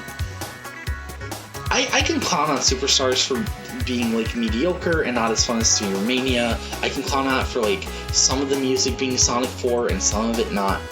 I can clown on it for, like, the Xbox Live Arcade game from 2007 graphics. I can clown on it for a lot, but Superstars didn't get the shot it deserved, the time it needed, because they wanted a multiplayer Sonic platformer, which we know doesn't work. Which also brings into the fact of the bosses. So, like, they want to encourage you to get Chaos Emeralds, but what if I don't care about the powers they give me? Like, you can use them for some cool, like, skips and stuff, but it's nothing crazy, man. Well, plus it's also, like, the multiplayer comes into the fact of the bosses that they have, like, so many multiple hits. Yeah, so it's like, It's, yeah. But I put fully 3D graphics, nice music, drop dashes back, Trip. I struggle to hate this game, but I'll ask Drew for more details. Trip super form is a dragon, and she can just fly around. Supersonic can do that in some games, but not in this. So they let Trip just turn into a dragon and fly around. Sweet. I like that we brought back Fang. Fang's a very irrelevant character, and now, like, he's cool. He's just like a bounty hunter with, like, he's morally gray, but he's not evil. He's obsessed with, like, his robots and, like, his like, motorbike. Okay. But he's, like, a klutz, and you see Trip as a klutz, and he's, like, projecting onto her and telling her she's stupid and stuff. Just little stuff. I like Sonic characters. Superstars reminds me I like Sonic characters, which is admittedly something I haven't thought of since, like, 2008. Like, cool. Can't wait 5 years for another budget game. I kind of want to play Sonic Heroes now. Heroes is better than Superstars. I just want to hear E102 go Annihilation. E123, oh my god, not E102 Gamma. Gamma was dead at this point, and that makes you tonight's biggest loser and hashtag fake fan. I'm so fucking tired. Well, let's cap this off by saying Sonic was never good. Here is Drew's tier list up on the screen. As of now, and we'll see if this changes. See if this changes in a Discord chat later on. Here is in the video. Here is mine, and I think it pretty much represents me for Sonic for me. So. Yeah, you like 06 more than half the games we've talked about, and you're a crazy person. But I like that you're crazy and still well-meaning and not like a psychopath. You are dangerously close. I'm like the last straw before you break. I'm always teetering on the edge, and no one ever thinks I'm gonna be picked, but I am there. And eventually someone will tip the cup over and I'll fall out.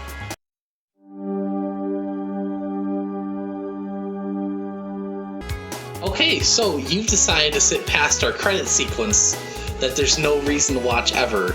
So, I told Ryan, hey, after the credits we should do a secret tier list. And you thought I was kidding, so now I get to sit here and embarrass myself, and I can't even take you down with me. I hate you so much.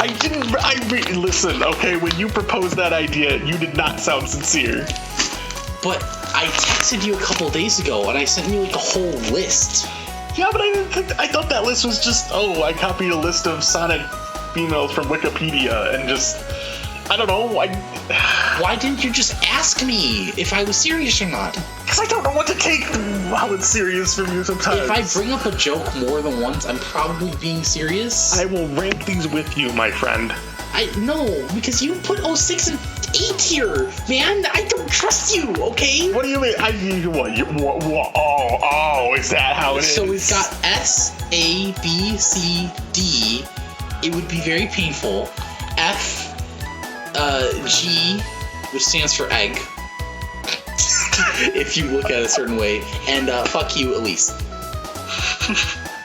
Egg tier is I don't know about robots. So we've got Heavy Magician and Heavy Rider. They're egg robos and they're girls, I guess now. Amy doll, I'm not sure about that. Metal Amy, cute, would probably hurt me just if I even looked at her the wrong way. Do I have to make a list about this? No, because Okay, I don't hang on. trust your opinions. You're gonna put Elisa S tier. You F tier. you are such a shit. F tier. Xena, because irredeemable garbage, but she's kind of.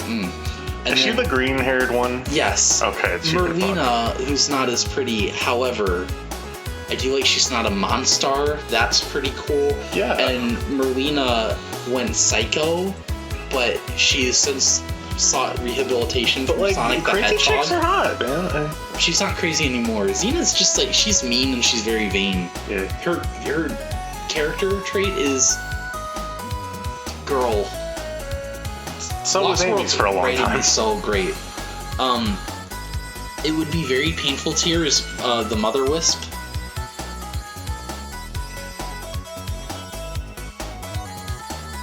So the Mother Wisp is like, she's like huge. She's like probably like 60 feet It's tall. like a queen bee. She only appears in Colors DS, and they brought her back in Team Sonic Racing, of all things. She like just appears in the background of the Planet List stages.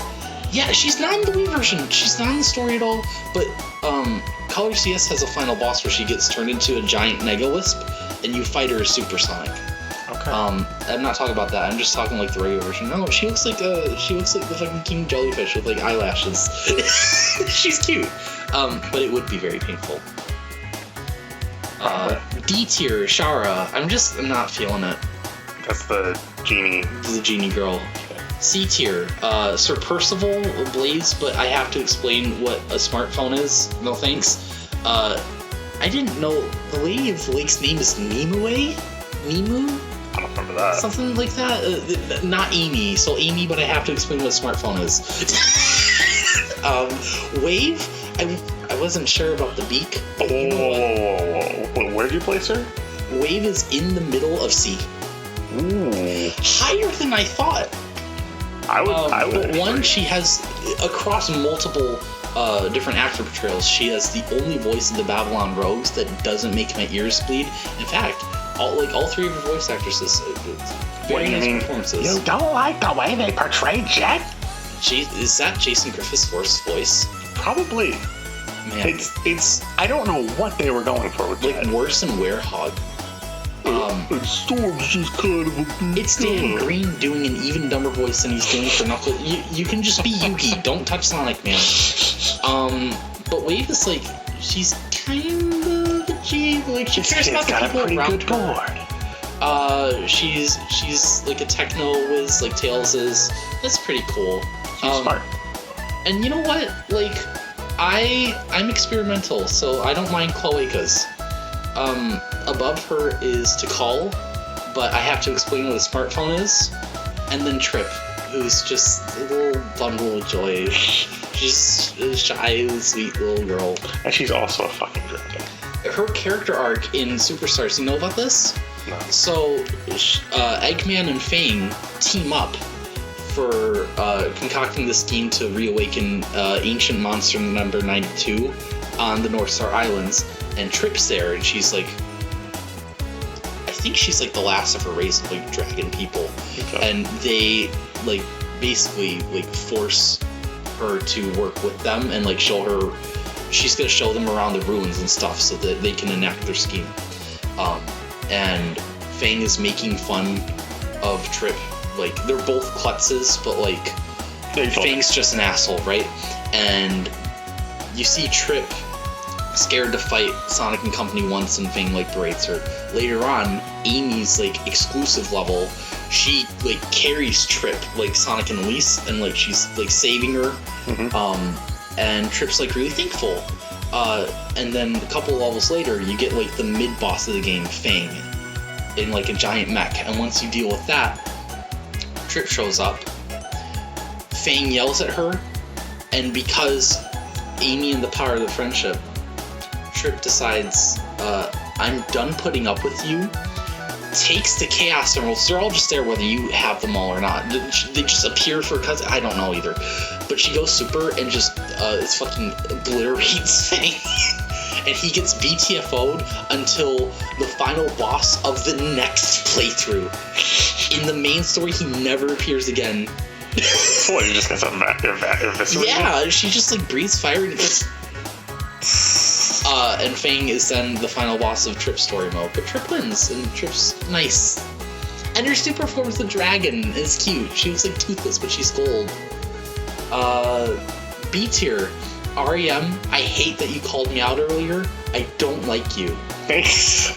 Top of B tier. Amy. I forgot how much I like Amy. Particularly in the adventure games and in Heroes. I She's personally, such a sweet friend. I personally put Wave in B tier. I can understand that. Yeah, B tier. I can understand that. Again, you haven't played The Riders Sonic games. Riders, but I really like saw Wave's like character. cutscenes. I was like, oh, she seems okay. A tier. Rouge. But I don't trust Rouge around my money or gemstones. Yeah. Fair. And like, yeah, like she works for Eggman and Rivals. I chalk that up to poor characterization, but like, And I she don't know works what for to think Eggman of Bad her. Word, Yeah. apparently. Top of A tier, Vanilla. Just a sweet mother. It's nice that she's maybe the only Sonic character that is the height of an adult, besides like, I don't know, Storm or Omega question mark? Or Vector. Yeah, or Vector. I'm stealing Vanilla from Vector with Vanilla's consent. And she can bake me cookies, and I can be like a big brother to Cream, and we can be a happy family. And General's there, and Cheese and Chocola, and it just that's man. I want to get away from here. I want to live in paradise with these happy little rabbits. Plus, Cheese is the god of hyper death.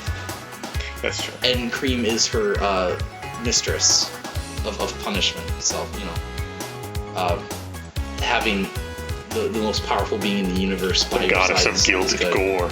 Yeah, so I'm gonna get on her good side by befriending her mother. Good. She's very cute. S tier, this place. Kitty! It would be very painful, What being and bitch that's slapped. okay. What? What being bitch slapped by No, Wave. what? No, stop talking. What? I don't know, man. I like the elegant girls. I like princesses. I like the... We're all taking care of themselves now. Fire Elementals aren't my favorite, but like she's not a complete hothead. Yeah. You know, she's... I like cats. A cat is fine too. Well, listen, who am I to stop you from adoring a big, lovable pussy?